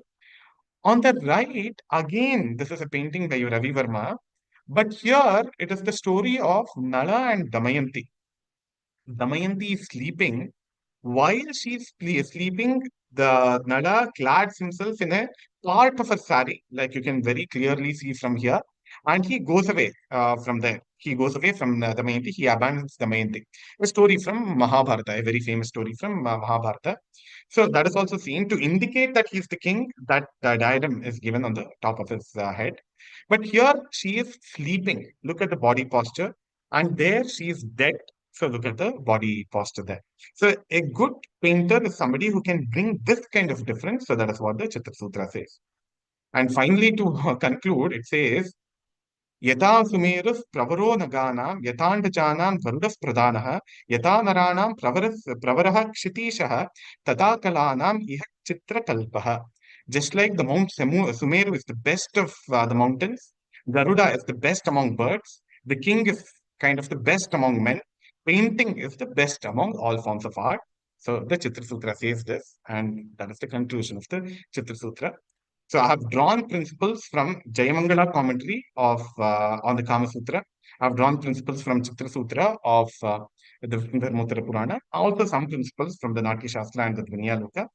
What we have tried to highlight here is the classical features of paintings, of Indian paintings, the Indian approach to painting, what has been found or thought to be important in a classical Indian painting.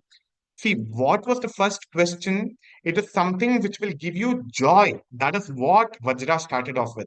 What will give me joy here and hereafter? It should be life enriching. It should be life elevating. It should have a higher spiritual purpose as well. It must trigger or help blossom higher values in our minds. So this is the higher philosophical purpose of Indian painting. And to cater to that philosophical purpose, what are the different elements or what are the shed angas of a painting? We have seen that. And some grammatical principles of paintings and the kind of freedom that has been given in the text, that also we have seen. With this, I'll conclude my deliberation for today. This is a very deep topic, and in fact, the Chitra Sutra itself says uh, it is ashakyo vistarad vaktum bahu varsha shatairapi. So the sage Markandeya tells King Vajra that even if you give hundreds of years, I can't completely tell you the art of painting. So even hundreds of years are not sufficient. So I've just taken over an hour, I think, today to give highlights of the aesthetics of Indian paintings. Thanks a lot. If there are any questions, I'll be happy to take them within my capacity. Yes, certainly. Let me just, yeah.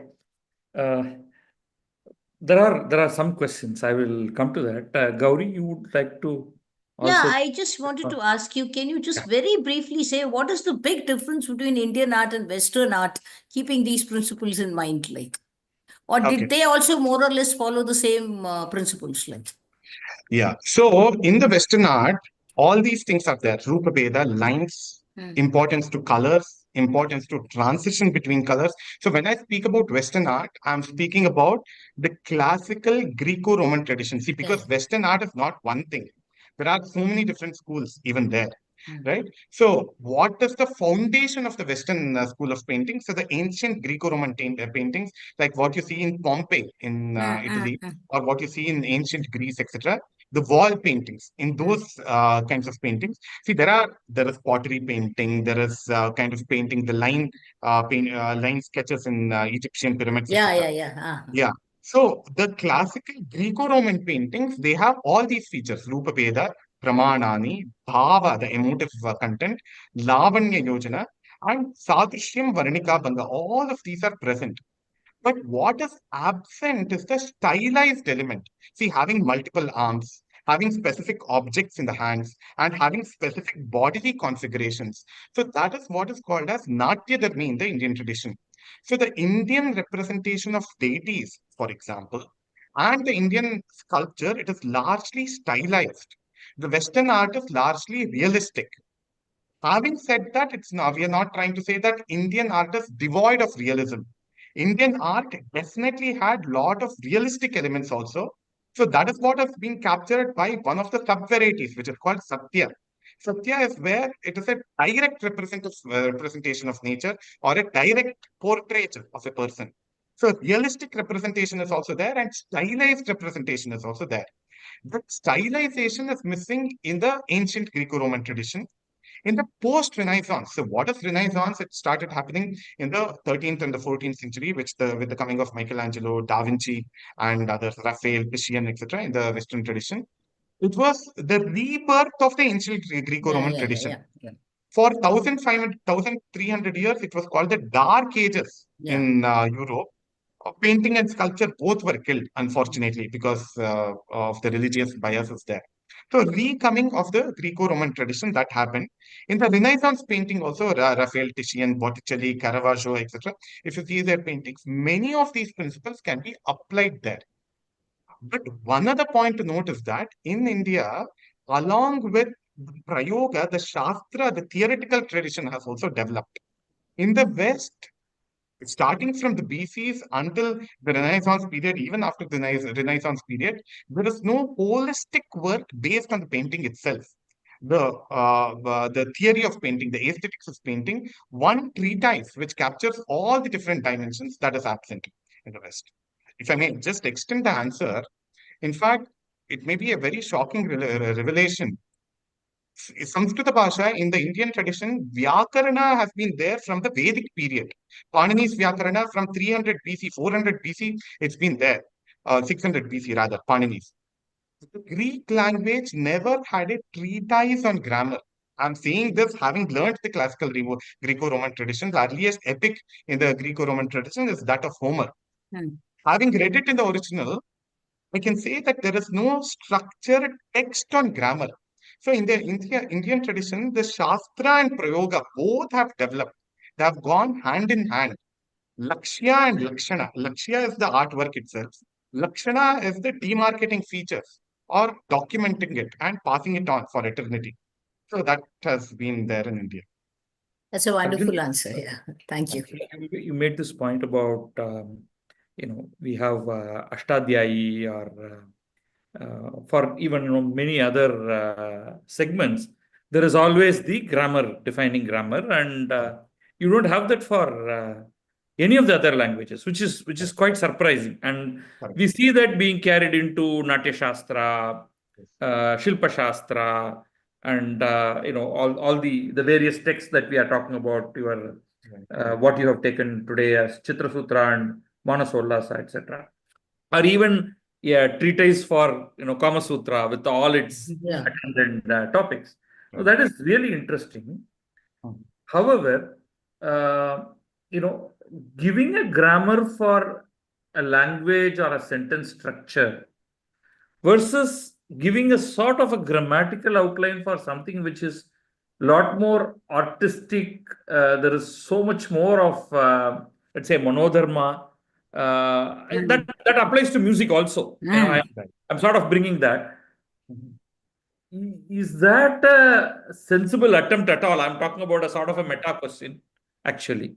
Does it sort of restrict the very the very expression of that particular art form?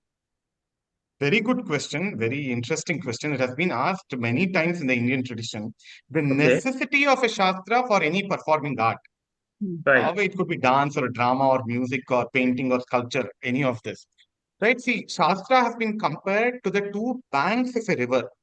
For the river to be life-giving and life-enriching, the banks are required, but that is not restricting the flow of a river. The river can flow to any amount of length. It can be of any width. If it overflows the banks, then it is life-destructive. It will flood the cities and it will destroy lives. The river will become a source of drinking water, a source of life, if it flows between the two banks. But within the banks, there is a lot of scope for creativity. See, that is what a Shastra does. It streamlines the very purpose of art, the very creation of art. See, also one other thing is that the Shastras themselves say, Shastras are for mediocres. They are not for extraordinary people. So the extraordinary people can gather from the real world itself and can communicate through their dance or music in a manner which is relatable to the common man. See, art also has to be relatable. It has to be elevating. A person can intuitively come up with relatable music composition, painting, sculpture, language, poetry, etc. See, when Valmiki wrote the Ramayana, there was no Shastra at all. Language Shastra was not there. Alankara Shastra was not there. Natya Shastra was also not there. But it is so relatable to us even today. But a person, for a mediocre person, I will have to learn the English language through the grammatical rules so that it becomes common framework for all of us to understand here. If I start speaking my own version of the English language, I can't expect people around the world to understand me. If I start speaking my own version of the Sanskrit language, I can't expect it to be the lingua franca of the country. So that framework helps in the relatability and reproducibility across time spans. See, now I'm able to relate to a Chola bronze of, say, the Kalyana Sundaramurti. I'm able to relate to a Chola sculpture or a Hoysala sculpture, etc., because of common Shastric tradition, where certain features of Vishnu are defined, certain features of Shiva are defined. So by giving a definition, it becomes relatable. Yeah. So relatability is kind of ensured there. See, the sari has a particular dimension. The dimensions are fixed. How you wear it is kind of left to you. The raw materials for vegetarian food, it is fixed. But in Gujarat, using the same raw materials, they prepare in a certain way. In Bengal, they prepare in a certain other way. In Tamil Nadu, in Karnataka, they prepare in a certain other way. So there is a framework and there is creativity within the framework. And that framework helps in reliability and reproducibility across timelines and across spaces. Nice. Manisha has a question. Could you recommend a good English translation of Manasol Lasa? The version by English translation, I'm doing it Gondikar right now. is There's more no like a English. summary. There is no English translation right now available. It's a huge project which has been taken by the Central Sanskrit University. In the next 1 year, English translation of the entire Manasollasa will be available. Okay. No, she mentions Sri Gondekar, Yeah. which is sort of a summary. What she's looking for is a verse by verse translation. Yes. That's what you are We saying are is in the process of preparing it. okay. I'm incidentally working on it. Okay. Yeah. Dr. R Ganesh and Chudamani Nandagopal, all of them are, she's heading the project. So in the next 1 year, it will be available in market. Complete Hindi translation is available of Manasollasa. Okay. Yeah. Okay. Yeah. There is a question from Anita Bembe. She's very thrilled. Thanks a lot for such a beautiful and detailed lecture. Her question is, mostly it is noticed that facial features are similar, both for male and female deities, though the artists were different. I'm not able to understand her question. I think she's referring to some of the images that you showed, where she was, though the artists were different, the facial features sort of look the same. I don't know if you can make sense of that and then respond to that immediately. Oh, no, that is also kind of connected because of the painters that I showed. One was Ravi Varma. I showed an Ajanta painting also, which is more than 1,500 years old. Right. Then Right. Ravi Varma, which is around more than 100 years old. Then BKS Varma and GLN Simha, who are almost like contemporary to our times. Similarity is also because of the Avichinna Parampara of Shastra. Because the Shastra gives certain principles, so there is some similarity in their whatever their approach to particular painting as well. See, how do you prepare rasam? In all the Tamil Nadu houses, there will be some semblance, some resemblance between the rasams. Particular mother will have add her own flavor to it. But Right. particularization is also there, universalization is also there. Yeah. Okay. See, of course, in the let me just share this image here. This is two Ravi Varma's paintings. One is of Nala, the other is of Aja. Some Yeah, no, amount even of before difference that, between. our question, if I was looking at the timeline, you had a Saraswati, you had a Kaveri, No, I don't think they are there exactly was, same. See, the Shastra says that they must have bright faces and smiling faces. BKS right. Verma has done it in a more rounded manner, and GLN Simha Yeah, has this is done sort of like, a little yeah, oval yeah, and different. exactly. Yeah. There is some amount of difference. Yeah. No, I think if I may sort of stretch that question, you have Shastraic, direction in terms of how the eye should be presented. So whether it is a male eye or a female eye, you are still doing it in a particular way. You are still getting your eyebrows to come and meet in a certain way. You are still, the face and its chubbiness or ovalishness. It is the rest of the, male or a female is defined more by whether you have a very broad shoulders or whether you have a slightly drooping and thinner shoulders, the way the arms are held, the way your posture and stance and so many other things come together. It's not Exactly. just the face alone that determines whether it is male or female straight. I think I don't know. I'm taking that question as Absolutely. What you say is absolutely right, Badriji. Let me demonstrate with an example. See, this is Mahavishnu in his Saumya form. A Saumya Murti will have certain kinds of features. I'll show the Raudra form of Bhagavan Shiva. So this is Right. the Raudra form of Shiva. There in the eyes itself, you can see the emotion. And Okay. in the colors which are all surrounding, the redness, see, this is Gajasura Samhara Murti, naturally. And he is Gajacharmambara. See, we have seen many Hoysala sculptures where the entire charma is being worn by Shiva. It is Right. found in the Kalyana Chalukya period also. So that inspiration this particular artist has got. We see Shiva pulling out the charma of the elephant. You can see the rest of the flesh of the elephant also here. The Right. charma, the skin has been pulled out, and you can see the anger there. And the fire of anger also coming out, and there is smokiness all around. That smoke of anger. And the moon is scared. The moon is going away there. The Ganga is also getting scared, going away. And the deer is also scared, going away. That fierce, that fire is seen everywhere. And the elephant is bleeding. Instead of tears, there's blood here in the eyes. All this is creative freedom. See, Gajasamhara Murti, the Mayamata gives us a certain kind of iconographic feature, right? Right. But then this is the creative imagination of this particular artist.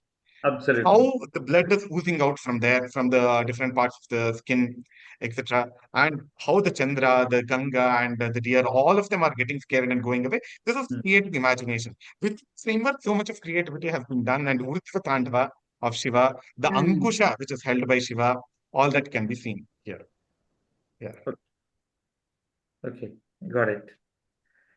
Right. Yeah. The other interesting thing that you showed, and Parvati Ravikumar points that out, how extraordinary to bring out if the subject is alive and dead through subtle details of a painting. In traditional Indian painting techniques, do we have a similar one to ancient Chinese ink wash painting style? She wants to know. Shastras do not mention anything like that. I think you're speaking about It's those a which are done technique on of, yeah. like those which are done on cloths and also on talapatras.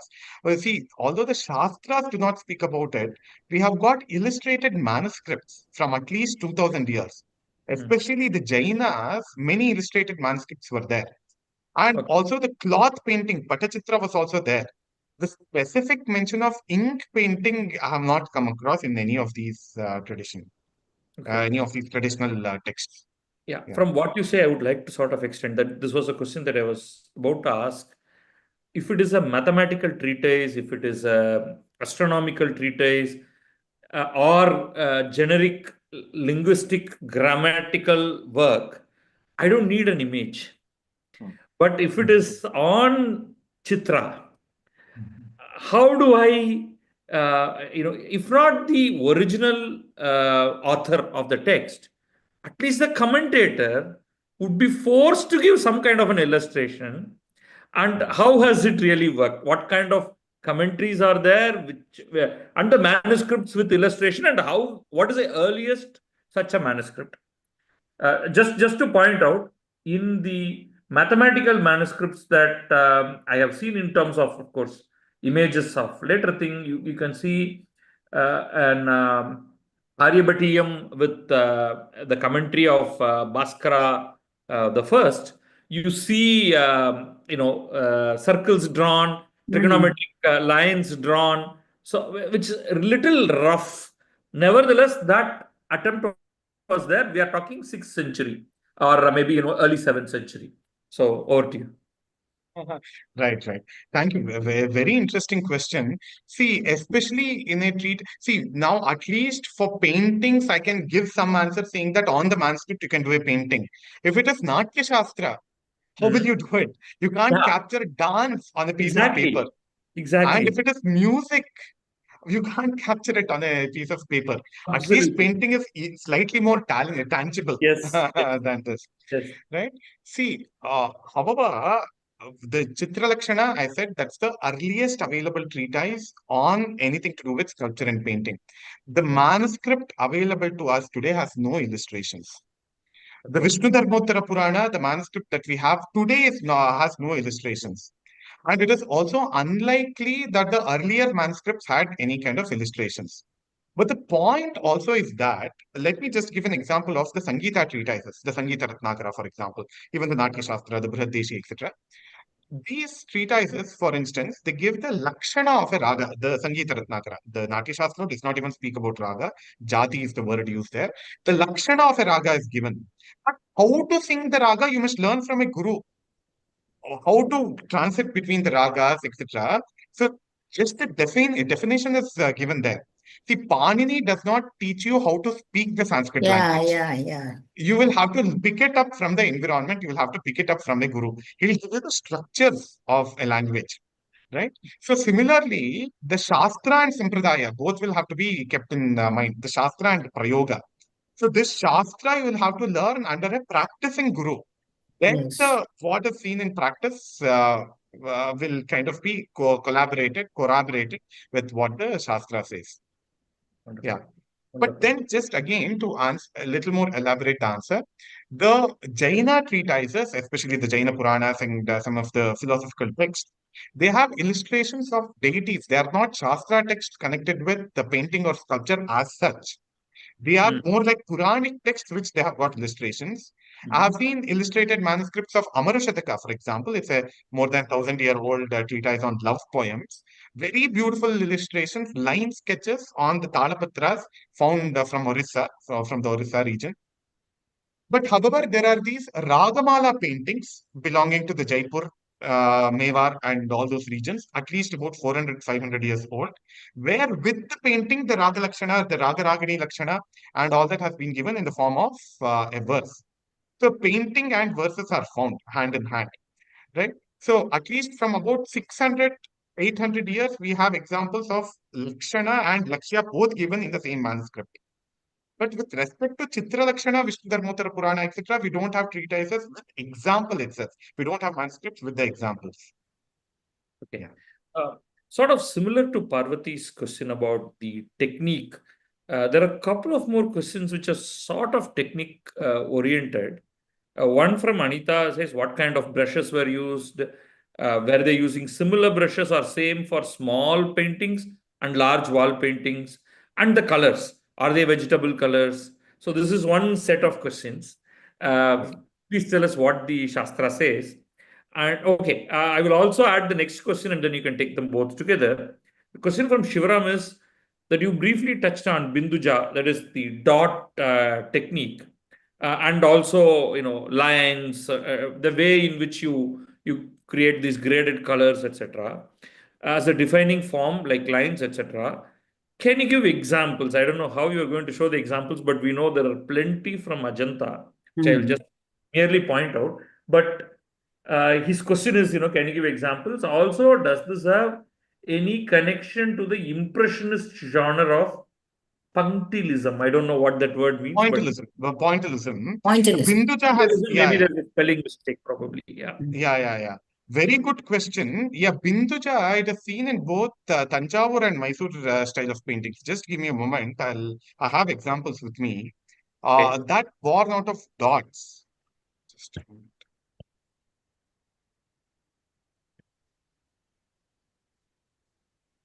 There's a fantastic artist called B.P. Ramakrishna.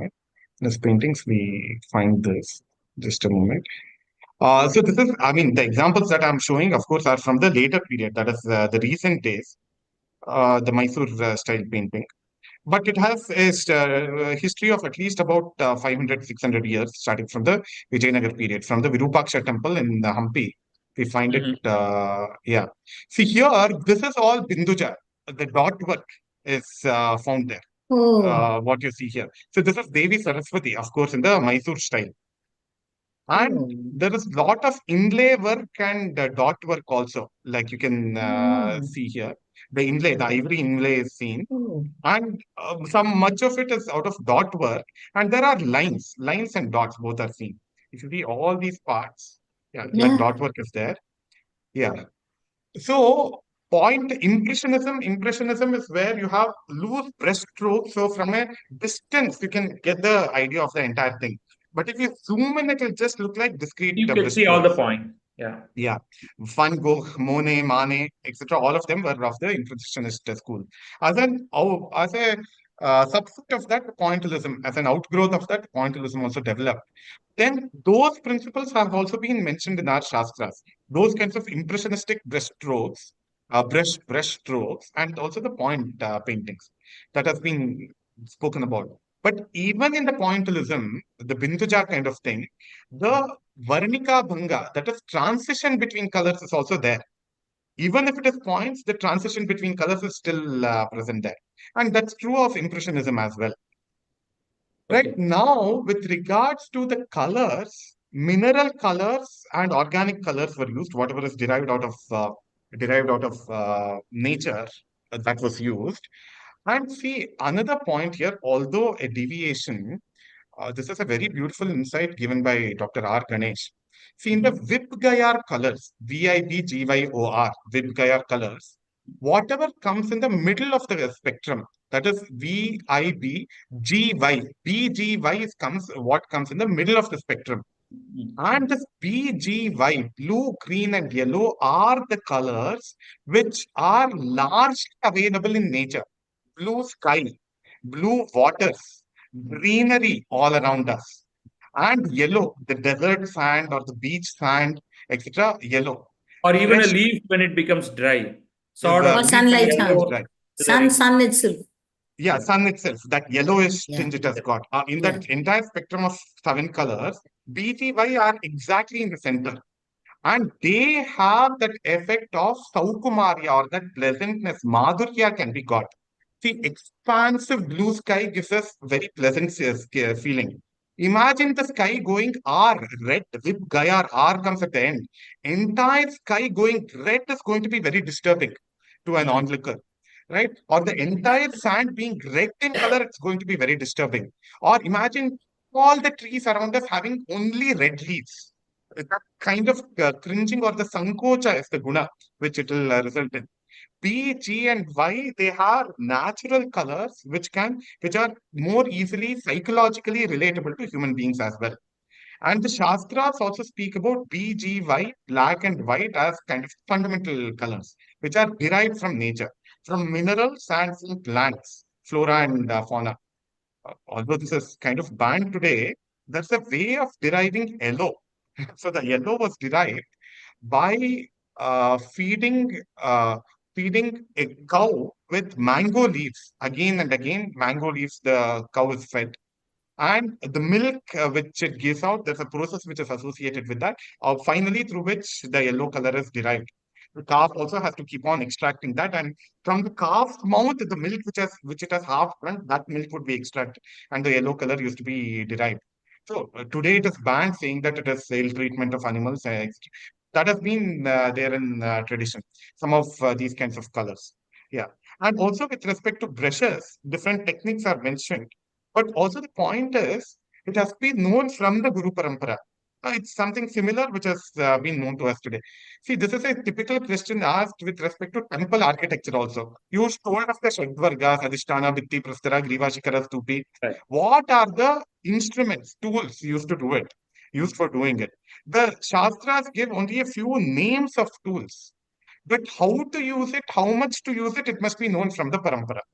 Yeah, and Right? what it should be made of, how hard it Exactly. should be, what is its thickness. None of that is mentioned really. Yeah. That Exactly. is also dependent on time and the local environment, whatever is Local available, and the knowledge. time period also, in terms of how evolved the particular art form is like. Correct, exactly. The reason why this vegetable dye or color keeps coming up is that somewhere along the way we now think that the organic matter is better, because particularly from a clothing point of view, versus the inorganic metal oxide driven stuff. But in reality, all our paintings, except perhaps for the black suit, which is a sort of a derivative from an organic matter, it's all completely inorganic. Otherwise, you won't have Ajanta, right? Yes. It'll all be gone because the organic matter Fades or they deteriorates. just get decomposed very Yeah. quickly. Deteriorates faster. Deteriorates faster. And the one key point is that it is the blue which is generally difficult from that metal oxide problem.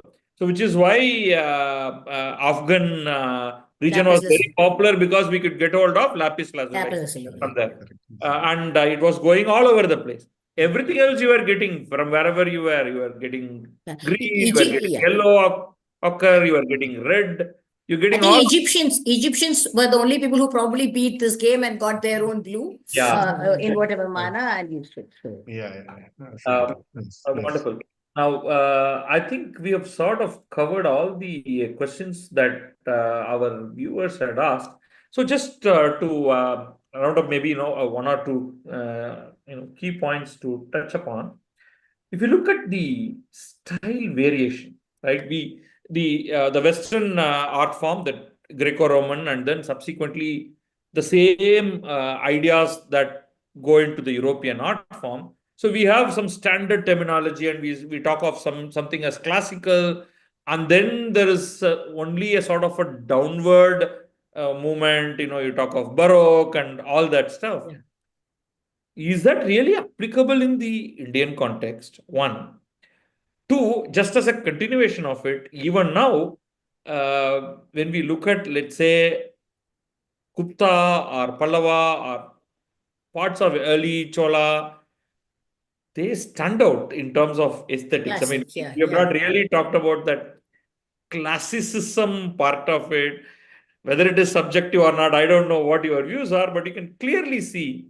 You showed Nara-Narayana from the Devgad temple. Yeah. Yes. How much of a standout they are. Even that Ganga Yamuna was so beautiful, like Right. absolutely Uh, stunning. Yeah.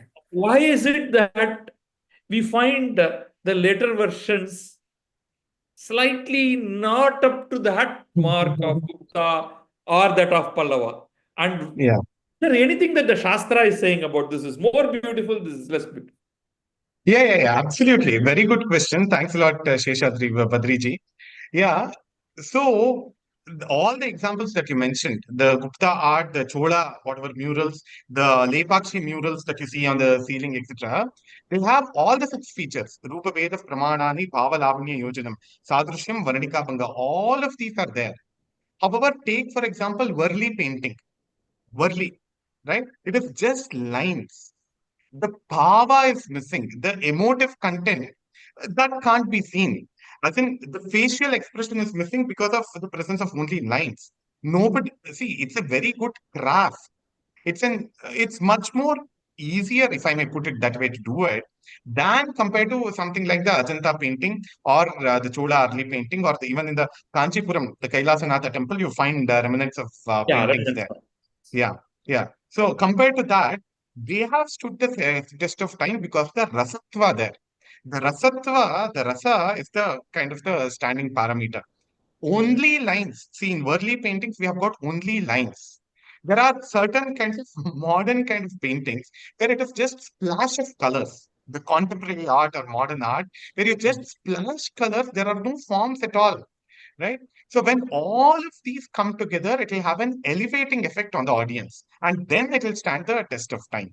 So all these six, the Shadanga which the Jayamangala speaks about, when they are maintained, they have been maintained in the examples that you just spoke about. So they have stood the test of time. Yeah. Okay. Emotive richness and connectability for people across timelines. See, a person from North India, if he comes to the Chola temple, he'll still be able to relate to it. Right? So that is what is the universality of the marker. Something like the Saṅgīta Bhasha. Around India, everybody can understand. Particular deshas, only that region of that particular time period, people can understand. The difference between classic and pop, basically.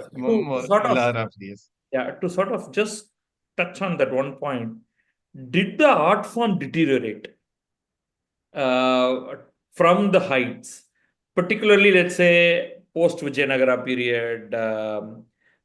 Something that perhaps the Shadanga was not followed, or something where there is bigness in a lot of Nayaka work, both the painting work as well as the sculptural part of it. Is there something that is lacking? which you can actually put your finger on and say, hey, these are the things they missed out, not just the rasa. I agree that the rasa is at a Very good certain question. level, but is there something beyond the rasa? I can say, Right. with my limited knowledge, I can certainly talk about in the Tamil poetry, the Sangam poetry vis-a-vis the later, the 17th, 18th, 19th century, not 19th, let's say 17th, 18th century poetry, the same words, sometimes even the same theme. But the classicism of a Sangam poetry, brevity and the combination and the suggestion, the dhwani, Funny, yes. is simply lacking, and they're just, just too low quality, can say. Right. Fantastic Right. word, but Yeah. they cannot match. I Right. can Right. only Right. understand that because I work in words. I don't really have the ability to understand paintings and then look at the text and look at the painting and match to put my finger. But can you do? Yeah, absolutely. Very good question.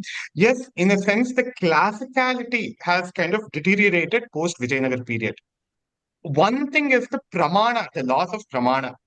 So let me show a Mysore painting. So this is a Mysore painting, about 150 years old. See, look at the face structure. The pramana is the regional flavor has been brought in. All these devis have been given Mysore style sari. So the regionalization has been done. But look at this is Samudramatana image. You don't see the effort that has to be put by the people in kind of pulling the rope, which is the serpent here, the Vasuki serpent. Just seem to be holding on to it. Bhava is missing. So there's no Atanka. She does not even feel worried about Shiva. Shiva has drunk poison. So there is no worry on her face. See, this is the missing of Lavanya. See, the lines are okay, colors are okay, the artist is skilled. But Bhava is that intangible element which has to be brought in, which has gone missing. In several of the cases, especially in modern art, the proportions themselves have gone missing. Yeah. Yeah. Okay. Where there's no relatability at all. Pramanani, that has gone missing. Here, rupas are there, varnas are there here, but still the bhava has gone missing, lavanya is missing. So using the same very parameters, one can do the analysis. See, this is supposed to be Mohini. Okay, this lady here, Vishnu in the form of Mohini. And these are supposed to be devas who are getting attracted by her. Sorry to say, the image is not very attractive. Mohini is not really attractive. Because again of some kind of disproportion there. She seems to have got some squinted eye, right? So why is the deterioration of the painting? If the parameters are this, there are other socio-political parameters also.